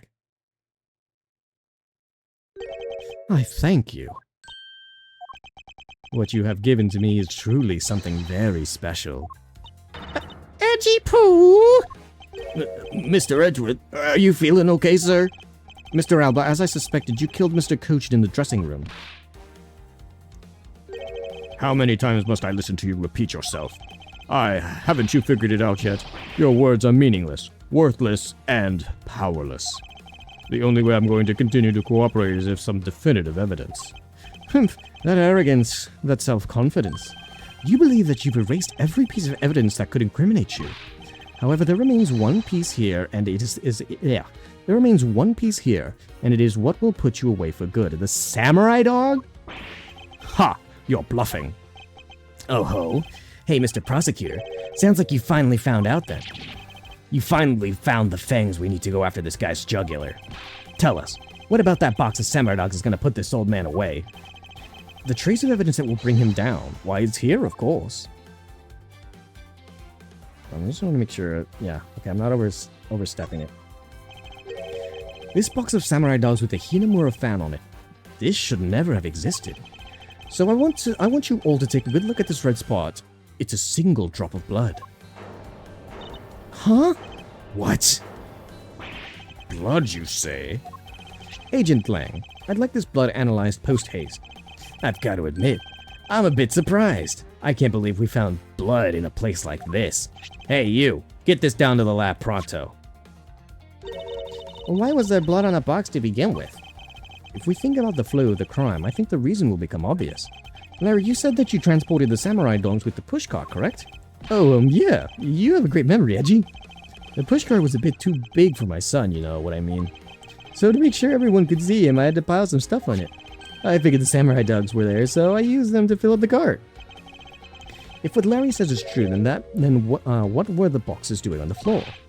Ah, I see. The killer took them out in order to place the body in the pushcart. Exactly. And that is when I believe the victim's blood found its way onto that box. But when my men investigated that room, not a single box of samurai dogs was in there, because embassy staff members had already confiscated them. Yes, no doubt to hide the evidence of the murder. It's a good thing Miss Oldbag managed to steal that one box before they got to him, huh? Looks like Miss Oldbag also managed to put this great thief to shame. What a scandalous way of putting it. I didn't steal, I received it from myself. Kirkus Alba, I'd say this was one very fatal oversight on your part. You cannot tell me that this guy has another thing to say. Sorry to rain on your little love fest. However, how can he be so self-confident in a no-win situation for him like this? even if that blood turns out to belong to Mr. Cochin, then what? Heh. So, Mr. Edgeworth, it sounds like he's not ready to call it quits yet, huh? The sole piece of evidence that was left at the scene of the crime. That alone has shed light on a new fact. At the very least, we now have proof that the murder occurred in the dressing room. And you say that like it means something. Huh? Excuse me, sirs.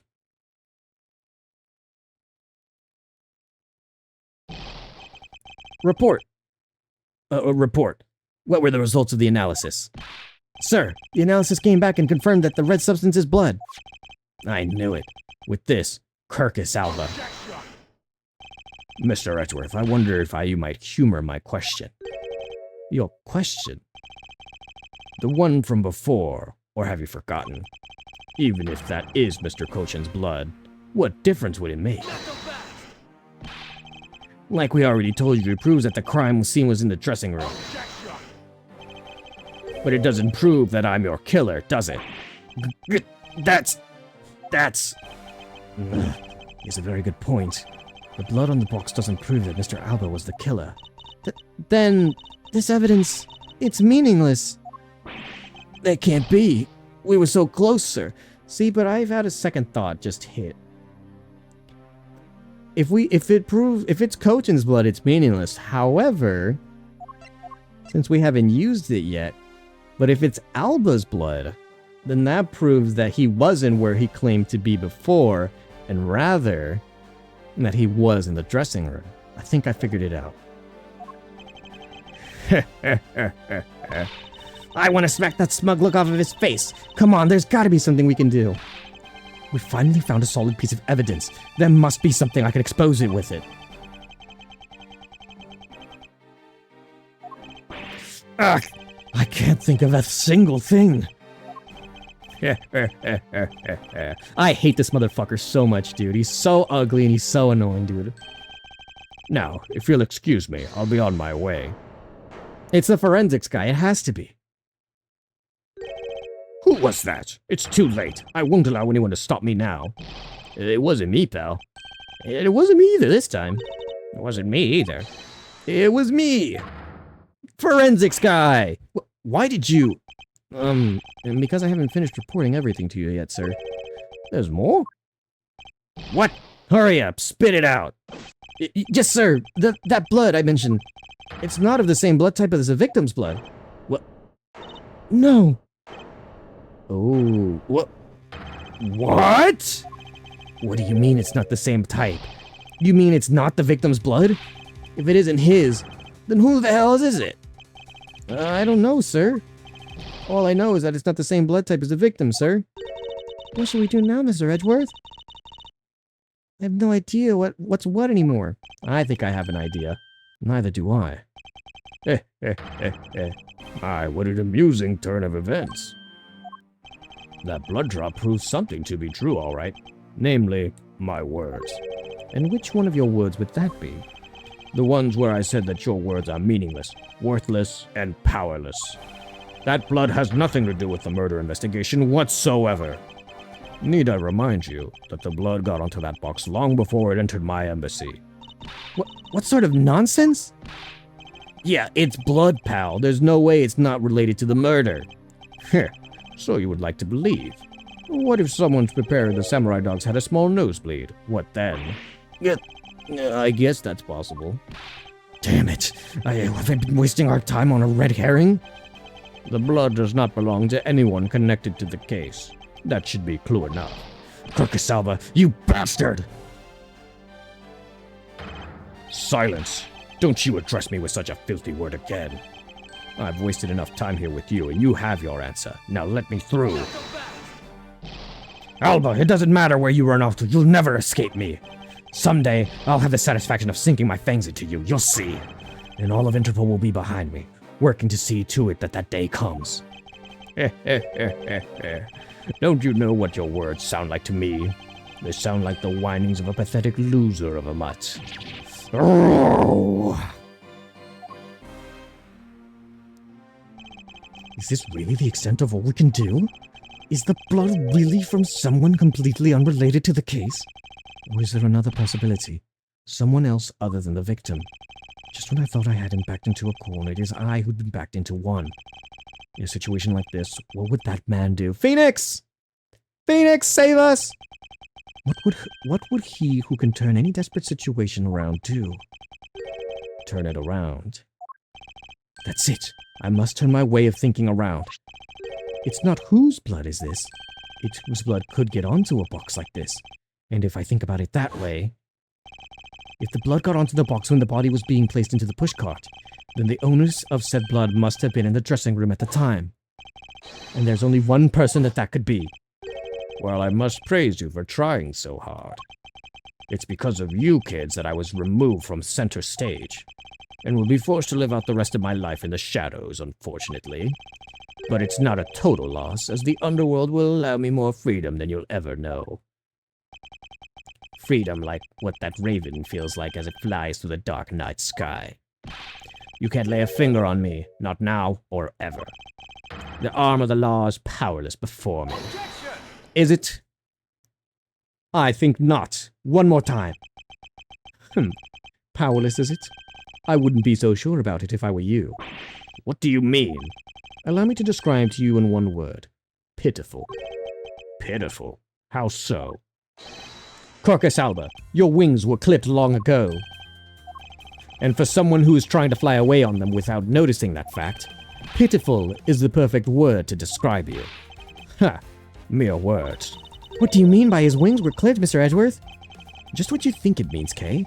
We've already caught him in our trap a while back, with an incredibly powerful definitive piece of evidence. Hey, Earth to Mr. Prosecutor, care to speak English? What are you talking about? What piece of evidence? The piece I speak of is, of course, the drop of blood. But we know that it's not from the victim. I don't see how it remains relevant to the case at all. Miss Von Karma, I believe that is exactly why it's very important to the case.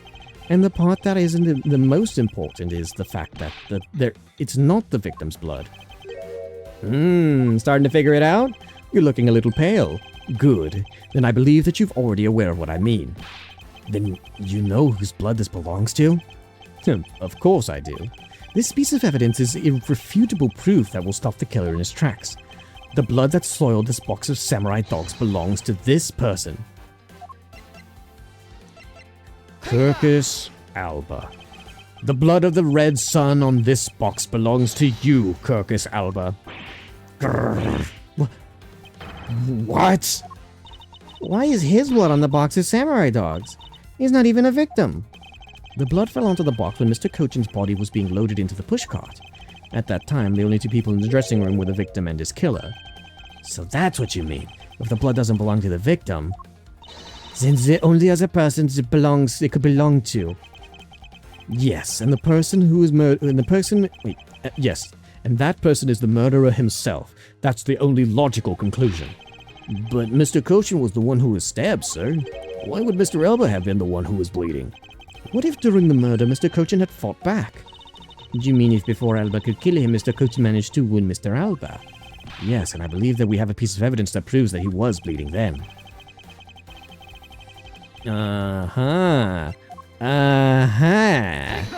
How's this? Mr. Alba, you bear on your body a great wound. That was from when the Mask 2 attacked me with a pair of scissors. Yeah, and that happened way after he was in the dressing room.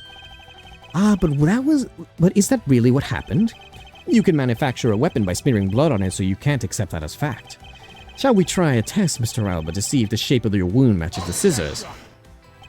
You really are something else, Mr. Edgeworth. You don't let a single thing slip you by, no matter how insignificant the possibility. You're one to talk, Mr. Alba. You've managed to give the law the slip for 10 years as the smuggling ring's leader. No matter the danger, you can hide every last ounce of fear and anxiety from everyone. You truly are one of a kind criminal. I hate this guy so much. I am the master of my fear. However, to think that a person such as you could miss such a large thing. You believe I have overlooked something. You said that my wound was caused by Mr. Cochin, and that it was caused here in one of the theater's dressing rooms, right? Yes, that is correct. I'd like to point out that it's simply not possible. My wound is a stab wound, and one that could only have come from a blade. I wonder where will you propose that the weapon of a sword came from? This theater is packed with security guards. It would have been impossible for anyone to come into this area with a weapon of any sort. Just as Mr. Alba was able to bring the Alabastian knife in a bouquet, there must have been some other way to sneak a weapon in of some sort. But as long as you can't prove what that other way is, all your talk about Mr. Cochin stabbing me is pure nonsense. So what if the other way does exist? You'd better hurry and tell me now. Huh? With pleasure. Wait, what? This piece of evidence shows us how Mr. Cochin brought a weapon into the theater. What?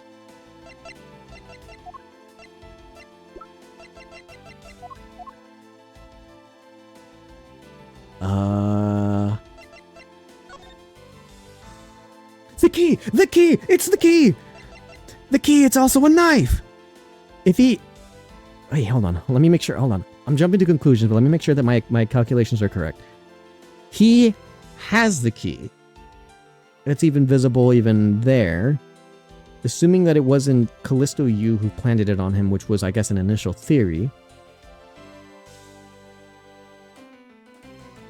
then the only other option, if he has it, if he has the Yatagarasu key,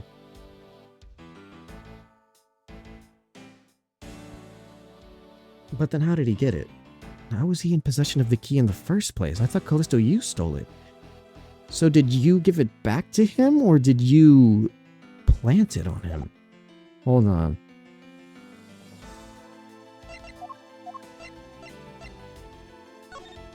It can't have been any of the knives because there is no such other murder weapon, but even still, the Yatagarasu key is clean. There's no blood on it whatsoever. Ah, okay, hold on. I'm starting to have my doubts. Let me think this through slowly and cautiously. I don't want to miss anything else. I feel like I feel like we're right at the end. I've said that like maybe 3 times already, but like, holy crap.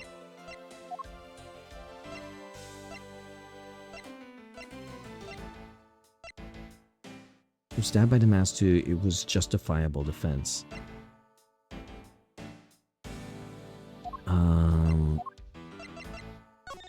Kochin has the key. So that's the only thing I think I can give to work off of for myself. I just don't know if it was because of Callisto Yu or himself, and despite that, even the key itself is not bloodied right now, or the knife side even. But it's the only other thing I think I can think of at the time being in terms of being a stab weapon that could be used, that Kochin could, in theory, carry around since it can be disguised as a key. Unless, wait, hold on. Can I flip it to the key? Did he maybe get stabbed with the key instead of the knife? No, never mind.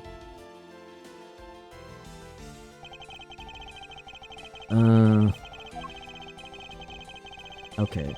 I thought it may be possible that, like, in a film of desperation, he didn't reveal that it was a knife and he stabbed it as a key, but that doesn't look like that was the case either.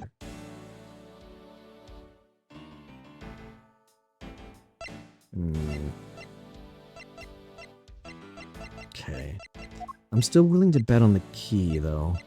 That's my best bet, I think.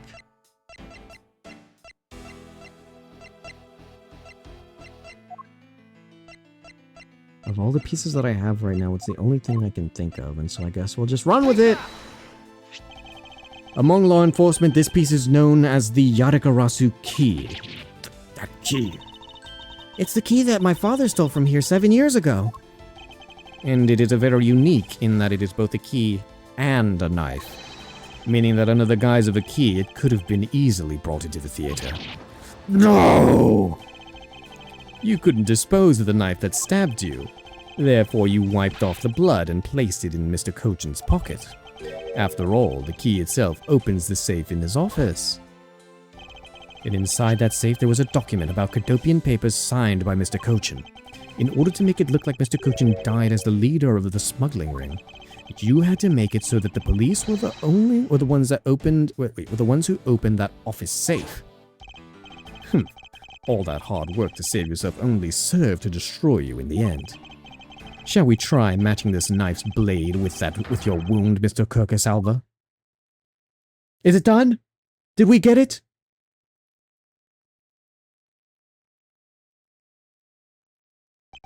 Is it done? I swear to God, if he objections or just says something else again. If he starts laughing or if he objections, I'm actually just gonna start fuming. I hate this guy so much. And that is what some may call the coup de grace. Impossible. You can't take me down. Swine, all of you. Especially Manny Kochin. This is all because of that man's betrayal. He sought to steal control of the smuggling ring from me by removing me as ambassador. Which is why he deserved to die while bearing the guilt of all of my crimes for me. This is why I sent out the Yatagarasu's card and how this incident was born. Manny was supposed to be the smuggling ring's leader who was killed by the Yatagarasu. But I had yet another reason, yet another story that was supposed to play out. Manny's death was supposed to bring everything to a close. And I would have gotten away with it. He says the thing! He says the Scooby-Doo line. And I would have gotten away with it too if it wasn't for you meddling prosecutors. Oh, we did it! We finally got him, dude! What an annoyance and a stain on the planet. I hate Alba. Mr. Alba, I'm afraid there was one more question I forgot to ask. This country, or Alabast, which country's court would you like to face first? Either way, it's game over for you. Edward! Oh.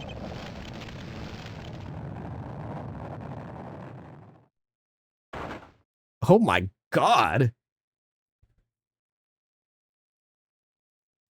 That was fierce, dude. Holy crap.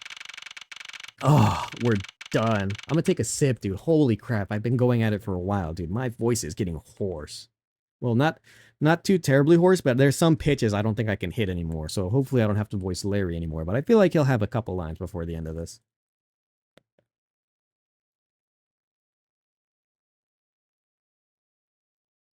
Ah. Good thing I keep my water nearby as well. Shit. I'm gonna have to just keep my voice at a bit of a bass. It's gonna be a little bit hard to speak normally for a while, but that's fine. We'll deal with what we've got. This is a little bit much more suitable of a pitch for me. Anyways. Whew. This is it. The big day. It's Mr. Alba's trial today. And next week he's scheduled to stand trial in his own country of Alabast. Francisca's is heading that one.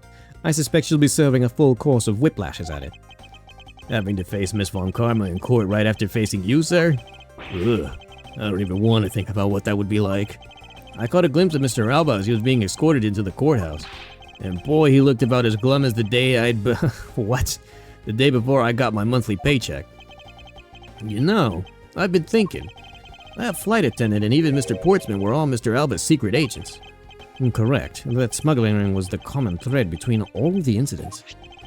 Cammy Meal was to provide support during smuggling ops, using her job as an attendant. And Mr. Portsman was to manipulate trials related to the ring to end in their favor. Oh, go you airlines and even the prosecutor's office. No one was safe from the smuggling ring, huh, sir?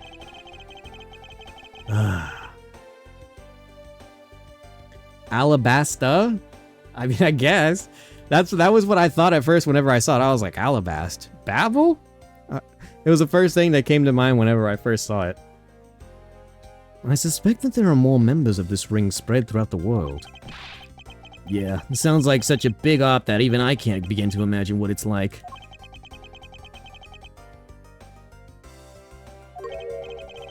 What is it, detective? Nothing. It's just, well, come to think of it, Mr. Ernest Amano's trial is also scheduled for later today, sir. I'm aware of that. Mr. Amano had been working with the smuggling ring now for over 10 years. He used the Amano Group's various connections worldwide to assist the ring, but all of that has come to an end on his conglomerate. All of that has come to an end as his conglomerate is now undergoing harsh scrutiny. I owe Mr. Amano a debt of gratitude, but he must pay his own debt to society. Well, with the arrest of both Mr. Alba and Mr. Amano, I guess that about wraps up the KG-8 incident as well, huh? I suppose so. The real killer in the KG-8 incident 10 years ago was Manny Kocha. And 7 years ago, the killer in the second KG-8 incident was Mac Rell. Those two facts are an unshakable truth. However, it seems that a lot of effort was put into hiding these and other truths from us. And I will expose it all at the trial today. You're solving cases left and right today, aren't you, sir? CCU and Dade Man. Perhaps now these two brave souls who tried to make the truth known can rest in peace. By the way, I received some gifts from Ambassador Palaina. Shrimp, crab, beef.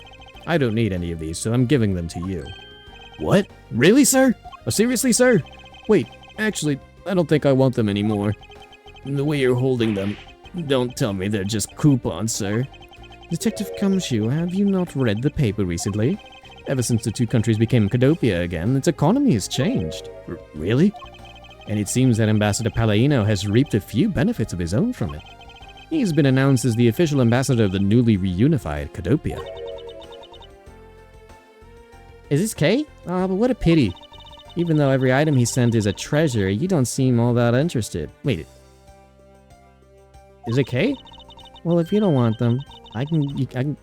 Wait, who's saying this? I can give them to my lovely assistant, Kay. Who's saying this?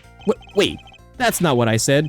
So, Mr. Edgeworth, please let... Oh, I think Kay was... Okay, I think that was Kay who was saying that. She was just trying to get a reaction out of Gumshoe. That's not what I said, so, Mr. Edgeworth, please let me have them, sir. Actually, come to think of it, where is Kay? How come she's still not here? Ow! What the fuck was that for? Why do you seek to abuse me? Hey, you've got to be more alert than that.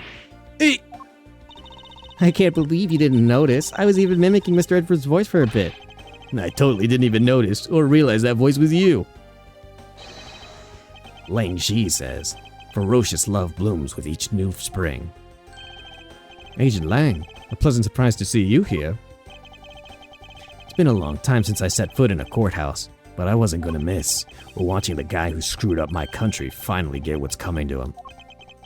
Well, that and something else. I want to see you in action in court. Is that so, Agent Lang? You're slow? Okay, well, how was I supposed to catch up with that, dude? I wasn't sure. It said triple question mark. I thought it was K, and then it was like... It said a couple other things, and I wasn't sure at the time. We flushed out all of our counterfeit bills, so Shangfa is finally at peace again. And it's all thanks to you. So I just want to say thanks. Wow, I never thought I'd see the day old Wolfie says thanks to Mr. Edgeworth. I should be the one thanking you, Agent Lang. If you hadn't negated Mr. Alba's extraterritorial rights, I would not have been able to bring him to trial. I believe the victory belongs to the both of us in that case. A shared victory, huh? Look, don't get me wrong. I'll still never forgive you prosecutors. And I have zero interest in that truth thing that you talk about in court. I've always done things my way, and that's not about to change. You got that? I see. Well, I believe you should follow your own creed when you do that and when you do your job. Yeah, and if there's ever someone your precious truth can't catch, feel free to sit around and cry about it all you want. But as for me, I'm going to get that person no matter what. All right. It's about time for the trial to start. I will see you later. I'll be watching your performance from the gallery. I'm looking forward to this. I prepared a whole ton of ticker tape for today's victory, sir. I'll help throw some around when Mr. Edgeworth wins. Ha ha ha ha. You've got good and wait. Hope you've got enough, because I'm going to carry my men up as well. A modest amount of ticker tape goes a long way. Is that it? The scene shifts to the courtroom, and the final act of this long tale. I didn't get to read all that. The legend of the great thief Yatagarasu. It's a story of those who chose to dedicate their lives to the pursuit of truth. Prosecutors are those who seek a guilty verdict and the defendants they'll meet. And to that end, you have no choice but to win by any means necessary. That creed was forced onto me since I was very young. However, I no longer think that is all prosecutors are, and that is because...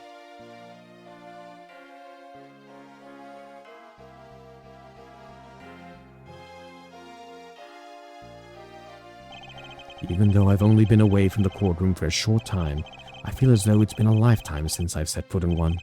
And today, more than any other day, I feel the fight within me rising. Hey! It would have been neat if, like, he ended up... Could you imagine, like, a serious plot twist that I think would have been hilarious? It would have been if Phoenix was the guy who was defending Alba. If we came into the courtroom and Edgeworth was there to go ahead and condemn Alba and Phoenix was the guy defending him. I would have thought that would have been hilarious. Thanks to him, I'm still free to serve in the friendly blue skies. Oh, so about my suitcases? I've been selling them on the internet, and they've become a real sensation. Thanks to the praise of the art world has lavished onto my on my work has been truly postmodern.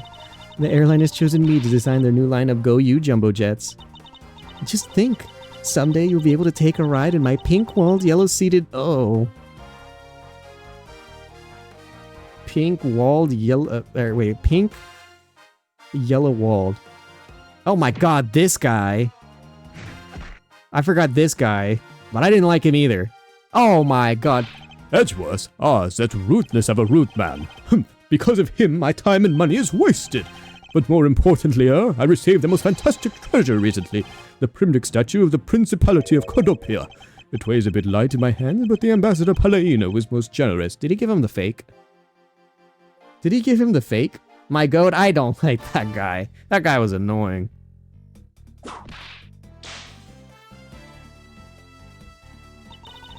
We finally caught Agent Hicks' killer, and I was able to witness Mr. Alva's teary eyes. It feels good to finally bring everything to a close. I received another offer from Interpol to work on another case in cooperation with them. However, the Codopian court awaits.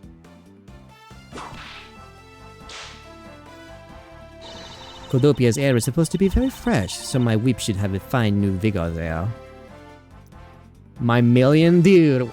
Why do you like that guy so much? He's annoying.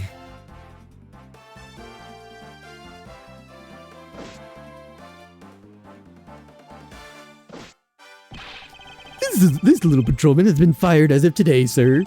I thought it was safe since they found the gun I had dropped. But I hadn't noticed that I had dropped my police badge too. I guess I really broke my camel's back when I couldn't find my badge. My little life is suddenly tripped into dark black hole, sir. I think I'll go to the courthouse and file a complaint with Raffles man. Damn, poor Meekins.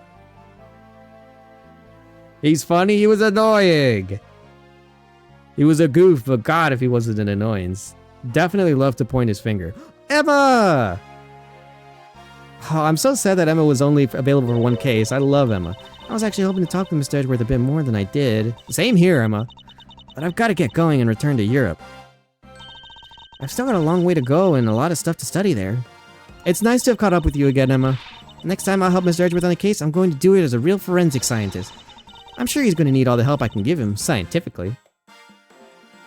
They had her theme and everything. That was a great case. The third one.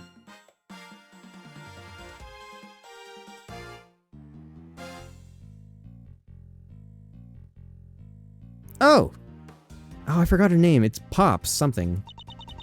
Oh, okay, well, they got that part. Because the kidnapping was staged, I was let off early. But I won't be going outside much anytime soon, but that's really okay. The only prison I'm forever trapped in is in the cage of love. The guard down at the detention center. Well, when he's on guard duty. He has such a cold look in his eyes, just like that prosecutor. Badum. Oh, stop it, Lauren! That's her name, Lauren! When will you learn to stop being such a prisoner of love? His dead body is right there. Yeah, the dead body is still there. Oh shit! Gumshoe!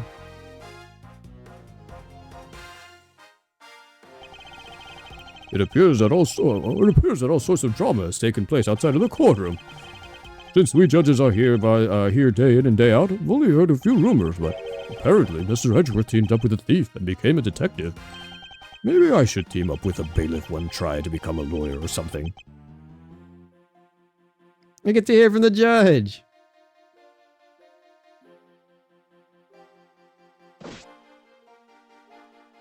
Oh, are we gonna hear from shoot, what's Maggie? I was about to call her Bird again. Maggie, her Bird is her last name.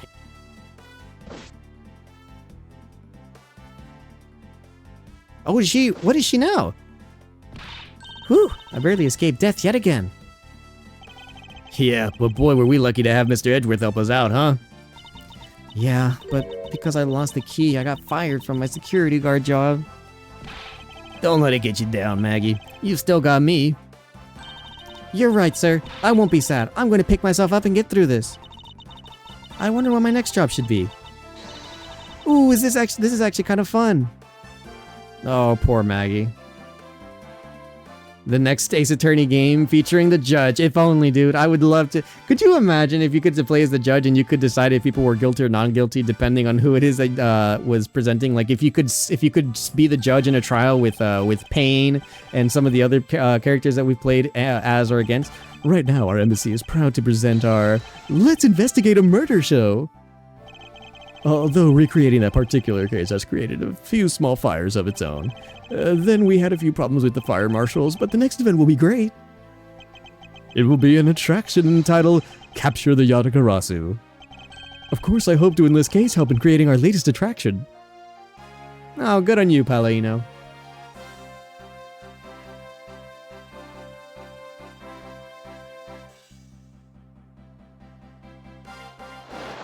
Larry! I can't believe that Mindy ditched me and went to Japan. But it's okay, because that's how I met Miharu. We're planning to go to Paris soon and start a business. Oh no, Larry. We're going to sell blue ocean dogs. They'll sell like hotcakes hot dogs for sure. A blue hot dog and a blue bun. I guarantee it'll turn your tongue and your face blue. I know I'm not really the type to work a lot, or, I'm not really doing Larry's voice justice here. I'm like, because I have to go higher pitch for Larry's. Ooh, I can't. I wonder what's next. Maybe the next time we meet, I'm gonna make him eat one of my dogs. Larry. Phrasing. I don't think you'd ever see Phoenix again in a judge game. Probably, but like, Pain and some of the other people. At least not as a defense, yeah. Oh, bad! I gave testimony in court today, as a member of the Yatagarasu. So, Mr. Bad, you look well, all things considered. By the way, have you noticed that elements within the ring have begun moving? They're probably fighting over who should succeed, over who should be the next boss. Although, to be honest, I wish I could forget I ever heard about that smuggling ring. Lang Ji says, thoroughly bite the poisonous snake from head to tail. No one runs afoul of the law and escapes this wolf's fangs. I'll get you all yet. Ah, youth. When did I become so old, I wonder? I've begun noticing the gray hairs in my beard more. I'm thinking of retiring my mirror. Those two are so badass. Those two are probably like among my like top 3 favorite characters that they introduced in this game. Oh no.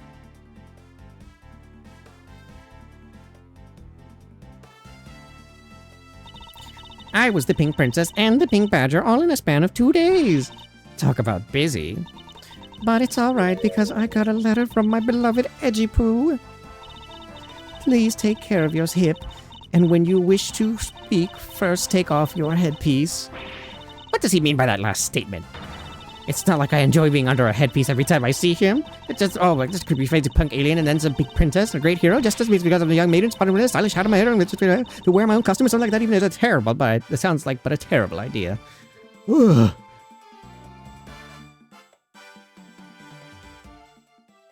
Oh? Huh? Woo! I feel so much better now that the trial's over. As always, your legal prowess was top-notch, sir. Yeah, and nothing beat the look on Mr. Alva's face when you revealed the ring's secrets.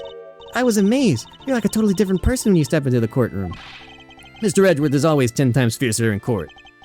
Based on the information Mr. Alva offered up, they've begun large-scale operations to clean up the rest of the ring, which I'm happy to leave to Francesca and Agent Lang. So what are your plans to do now, Kay? Huh? Oh, well, we've taken care of the creep who killed my father, so... I'm not sure. Hey, I know. Maybe I'll just keep on being Mr. Edgeworth's assistant. Are you still trying to steal my job, pal? Just kidding, just kidding. I can't steal something so important to you, Gummy. Ugh, what a relief. Kay? Yes? Even after all that's happened, are you still planning to become a great thief? Of course. But I don't want to tarnish the legend of the noble Yatagarasu, so I'm going to hold off on doing anything until I make a tight 3-person team of my own. A 3-person team? A 3-person team of young beauties the same age as me, if possible. With those criteria, I highly doubt that you'll find the 2 other people you need. She's gonna recruit Maya and Pearl. There we go. I've figured it out. Yatagarasu 2.0 is going to be Kay, Maya, and Pearl. That's how we tie these stories all back together. How about that? My father chose to fight for the truth. I think that's what's so noble about him. So you see, Mr. Edgeworth? The only things I will ever steal are the truths that have been hidden away. I'm going to work extra hard to make a world where the Yatagarasu isn't needed. Let's both strive for such a future. Well, I guess it's time for me to get going. I see. Kay, keep your chin up and stay strong, okay? And don't be a stranger. Don't worry, I'll be back. I'll be sure to break the lock on the window and sneak in. If you could, I'd appreciate it if you came in through the building's front door. It's okay, Mr. Edgeworth. The lock on my window at home has been broken for forever. Oh, one last thing before I go. Let's take a group picture, just the 3 of us. Yeah, a commemorative photo. Every big case has to end with one. Maya's in training though. She can train alongside Kay. She'll be old by the. Oh.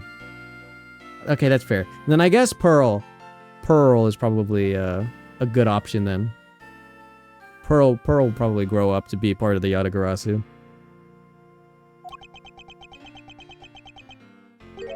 No. Hey, why not? Don't tell me you're camera shy, Mr. Edgeworth. Of course not, detective. Come on, Mr. Edgeworth. I'm taking the picture now. Hey, come back here. Mr. Edgeworth, you can't run away with this, sir, or from this, sir.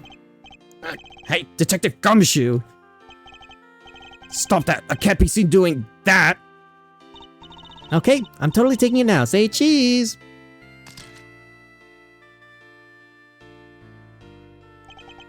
And thus the long tale of the KG-8 incident came to a close.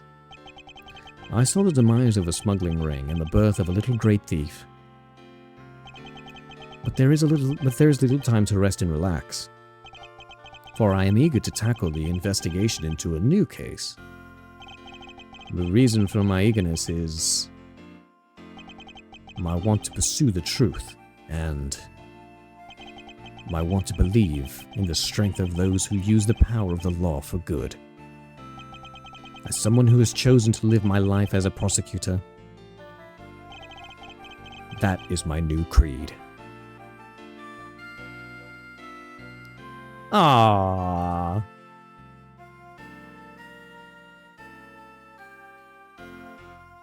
That's so cute. I love that.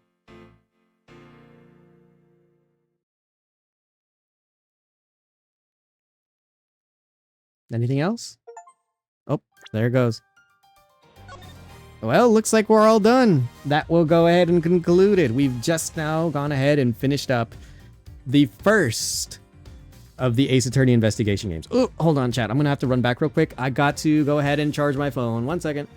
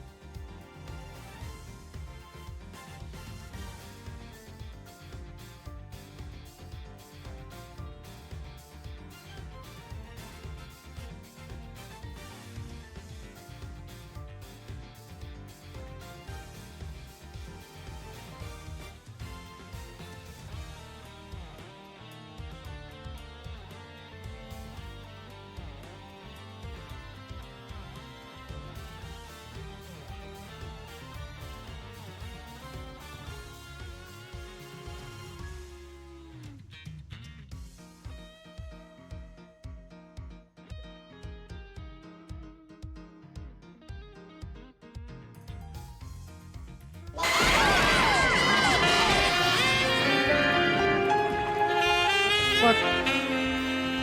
Alright. I left my phone to go. Ow! What the fuck? Why did you do that?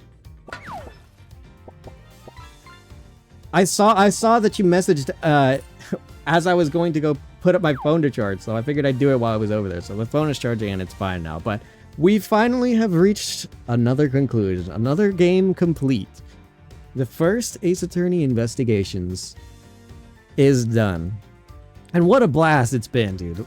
This game is actually really, really fun. And something I can take pride in, I think like I did with the first Ace Attorney as well, was that I think... No, never mind. What I almost had with the first Ace Attorney, until I got scammed and I got bad information because you were a Manfred von Karma operative, Crust, was I almost had a perfect record going through. Not that I didn't miss a single detail, but I didn't die. Or at least I didn't see what the game over or like the mess up was. So, you know, I got that going for me at least with this one. Things seem to have clicked a little bit better and easier for this, so I'll take my dubs where I can. But even still, this game was really, really fun. I think it was a little bit easier for me to be able to kind of just go ahead and grasp the fact and logic side of how Edgeworth's mind works for a lot of these things, and kind of just put that to use, and then see what we go ahead and do. So I was quite fond of how this game played and how we ended up all the way through. Very, very happy with how it went. Wait, what? Bro did not get the message at the end of 2-4? What? Did I do something wrong? What are you referencing here? I'll go ahead and keep talking though. Overall, very, very fun. I love how this game played out. There was so much to go ahead and explore. It still had the same charm that all previous Ace Attorney games had, and I loved it going all the way through. It was super duper fun to be able to go ahead and kind of just see how that all goes through. And then past that, like the individual quirks that Miles has with his way of going through an investigation, and a lot of the characters, dude. My favorite thing about, I think, the Ace Attorney as a whole is its characters, from the villains to the NPCs that I guess are only really like notable for like their individual cases, and maybe in like future cases like we've had before, at least with the base Ace Attorney, we had characters like Lotta and a couple other characters that definitely kept making resurgences. I very much do appreciate them, and so overall, I liked this quite a lot. I like the way that it played. I like the way that it presented itself. God, that last trial, or that last investigation, though. Oh my God. Alba is such a slimeball. I hate him, dude. Absolutely despicable. He is up there with like some of my least favorite, well, not my least favorite, but like villains in this game. He is up there. He is up there with some of the worst. So kudos to them for that. But man, I hated that guy. Von Karma, 3rd gen. Why? I'm not a 3rd gen Von Karma. Phoenix loses 2-4. Yeah, I guess. Extraterritorial rights. Yes, sir. That kept getting thrown around every which way they wanted to up until we managed to revoke him of his ambassadors, right? Fuck that guy. Hated him. So many things that happened. It was such a long case, dude. We solved 2 things. The mystery of the Yatagarasu and Kochan's killer, dude. There was so much that went into that case, dude. And so, man, I mean, let me see.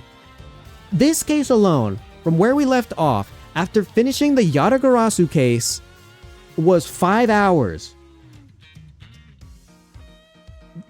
Oh my God. Ace Attorney really does love to take its time and like make sure that you are deeply engrossed in what it is that it's presenting. But nonetheless, I enjoyed my time here thoroughly, very much so. It was so fun. I loved it, every bit of it, from beginning to end. It was a blast, and I loved it so much. So with that, I think that we have just about reached our time to conclusion, because I'm going to be getting ready to go ahead and head off for the day. I've got other activities that I would like to go ahead and participate with, and we'll see where it is that we can go ahead and go from there. So if that's something that you may be interested in, or if you guys are done for today's stream, this will probably be a decent point to go ahead and reach the cutoff. I will be wrapping up here very soon shortly, and I will go ahead and see about raiding us into one of my mutuals, since I think a good amount of them should be online now.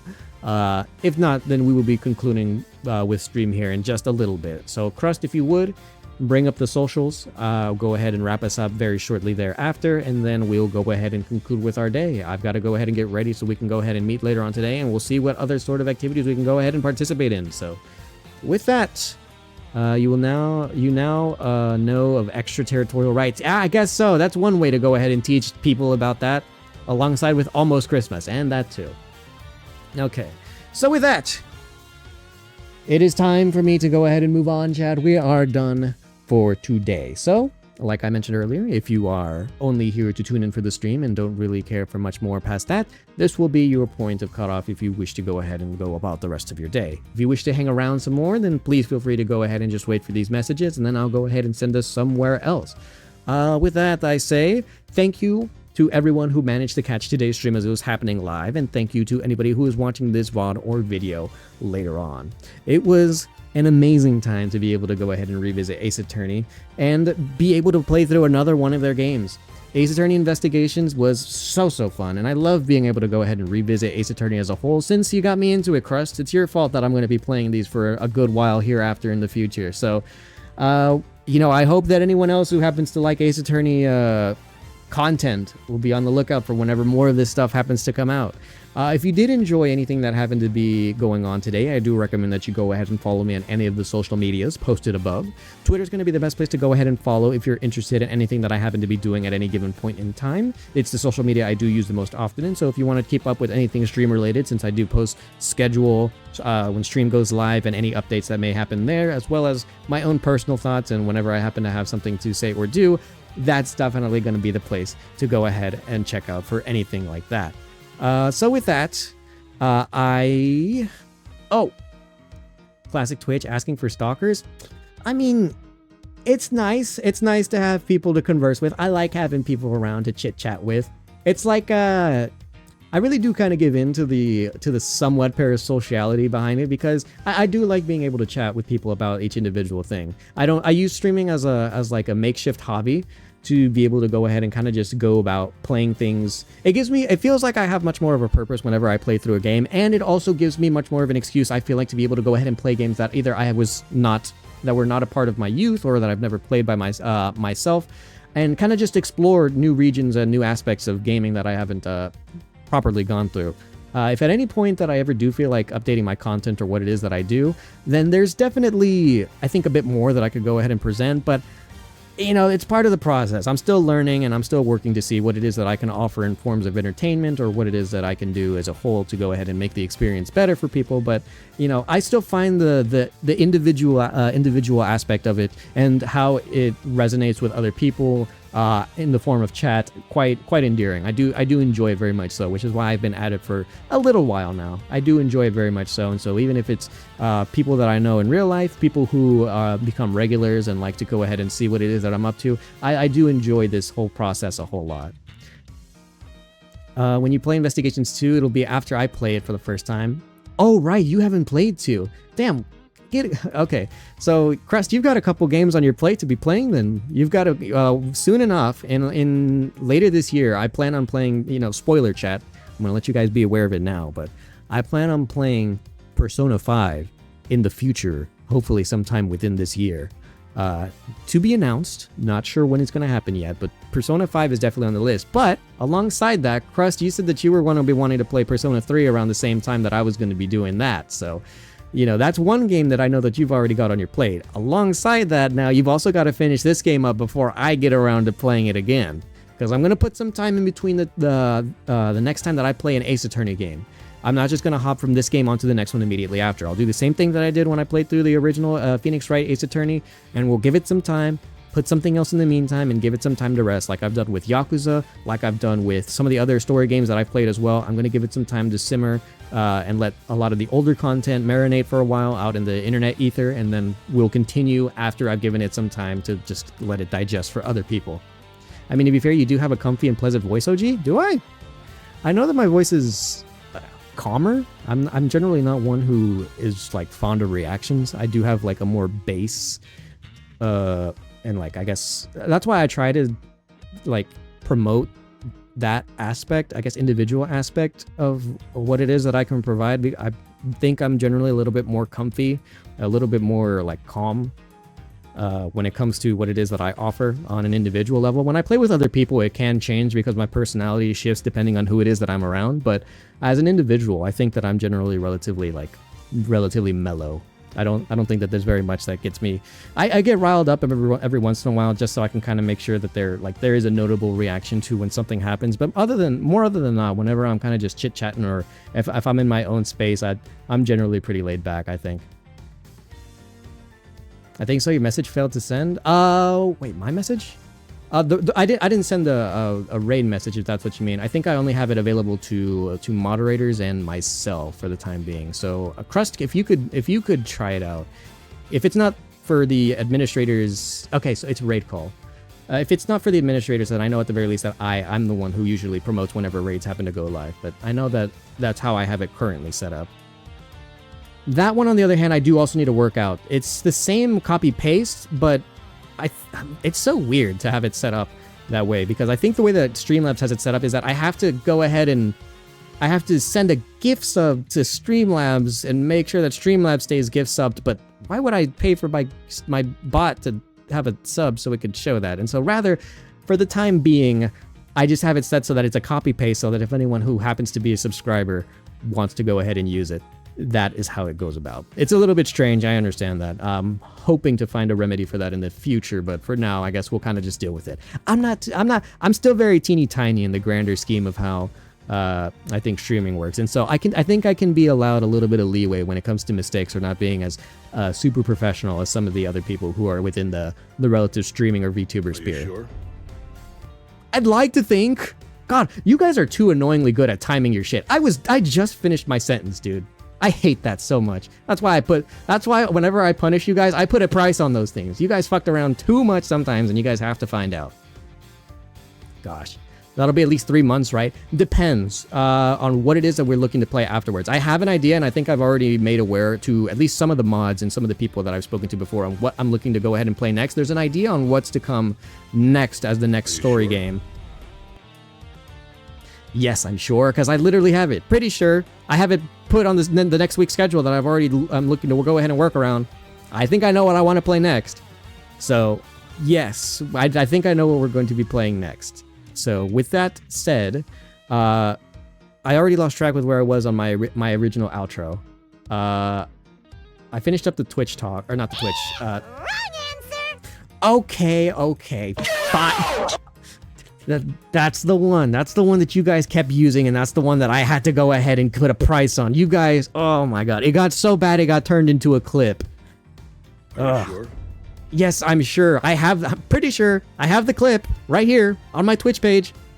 God, you guys are annoying sometimes, but I can't help it. It's part of the enjoyment.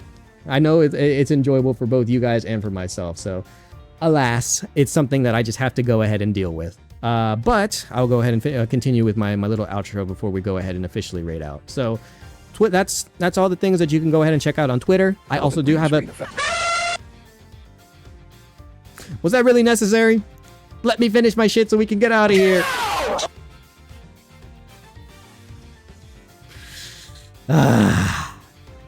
Sometimes, I tell you. Let me finish. Let me say my stuff. Stop interrupting me. If you're... There's a reason why I have to put a price on some of these things, and that's because you motherfuckers can't be trusted with free shit.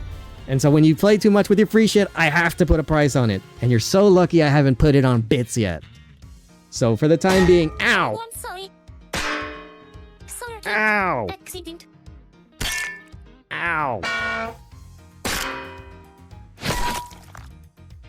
Why are you drinking? Nawi, why? Why would you play with them? Why would you give them more incentive to want to fuck around? Ah, gosh. I'll learn to rein you guys in one day, but until then... I'm actually not so sure about that. Most streamers don't tend to have that much power over their chat. And even when the mods start getting in on it, it's a little bit hard to go ahead and be able to go ahead and put that on. But I'm the one with the most power here. I could banish you guys. I can put you guys away, but I like your presence. I like having you guys here. So for the time being, you guys will have to go ahead and, I guess, just do...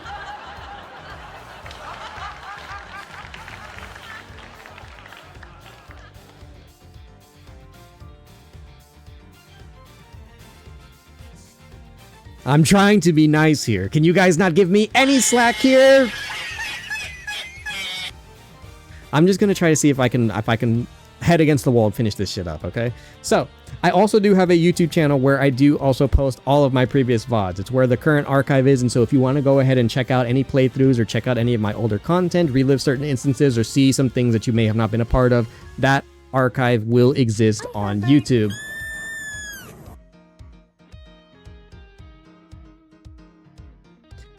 Okay. Finally then, for the last of my socials that you can check out. Morning playing blackjack, fucking loser. If you're interested in short form content, for the time being, I do also have a TikTok where I do occasionally get some short form content sent. Clipped, edited, bite-sized stuff.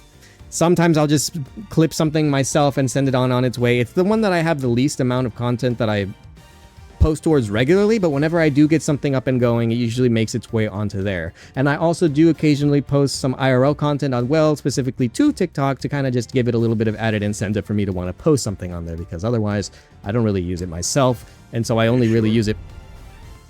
Pretty sure I have a TikTok, don't use it, usually only ever post things and never really look at anything.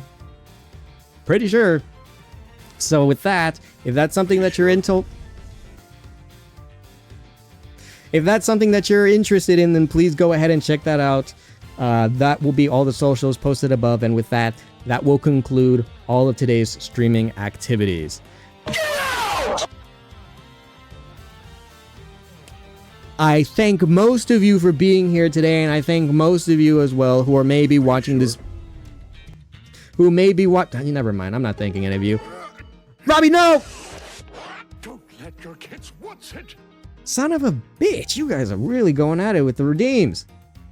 How many points do you guys have? Do I need to make these things more expensive? I try to be generous with what it is that I gave to you guys sometimes, but I might have to up the price. There might be some inflation in this community, give or take some time. Anyways, yeah. Are you sure? Oh my fucking god! I don't think this is all necessary. I'm going to go ahead and wrap up. Today's stream is over. I appreciate anybody who managed to catch it as it was live, and I appreciate anybody watching this video or VOD later on. I'm going to be posting the schedule for this next week tomorrow after everything is all said and done, and we'll see what we can go ahead and get worked out for next week. So until then, it's been a blast. Always a blessing. I appreciate you guys for being here. Make sure that you guys are also taking care of yourselves. Stay safe out there. Get enough You haven't done that one in a while. I forgot about it. Anyways, stay hydrated out there. Get enough rest. Make sure that you guys are eating good food. I will see you guys all again in a couple of days for the next stream. But until then, I will see you guys all later. Bye-bye, everyone. Take care. We're going to be raiding out. And I will see you guys all later. Bye-bye. 4 in the morning playing blackjack, fucking loser.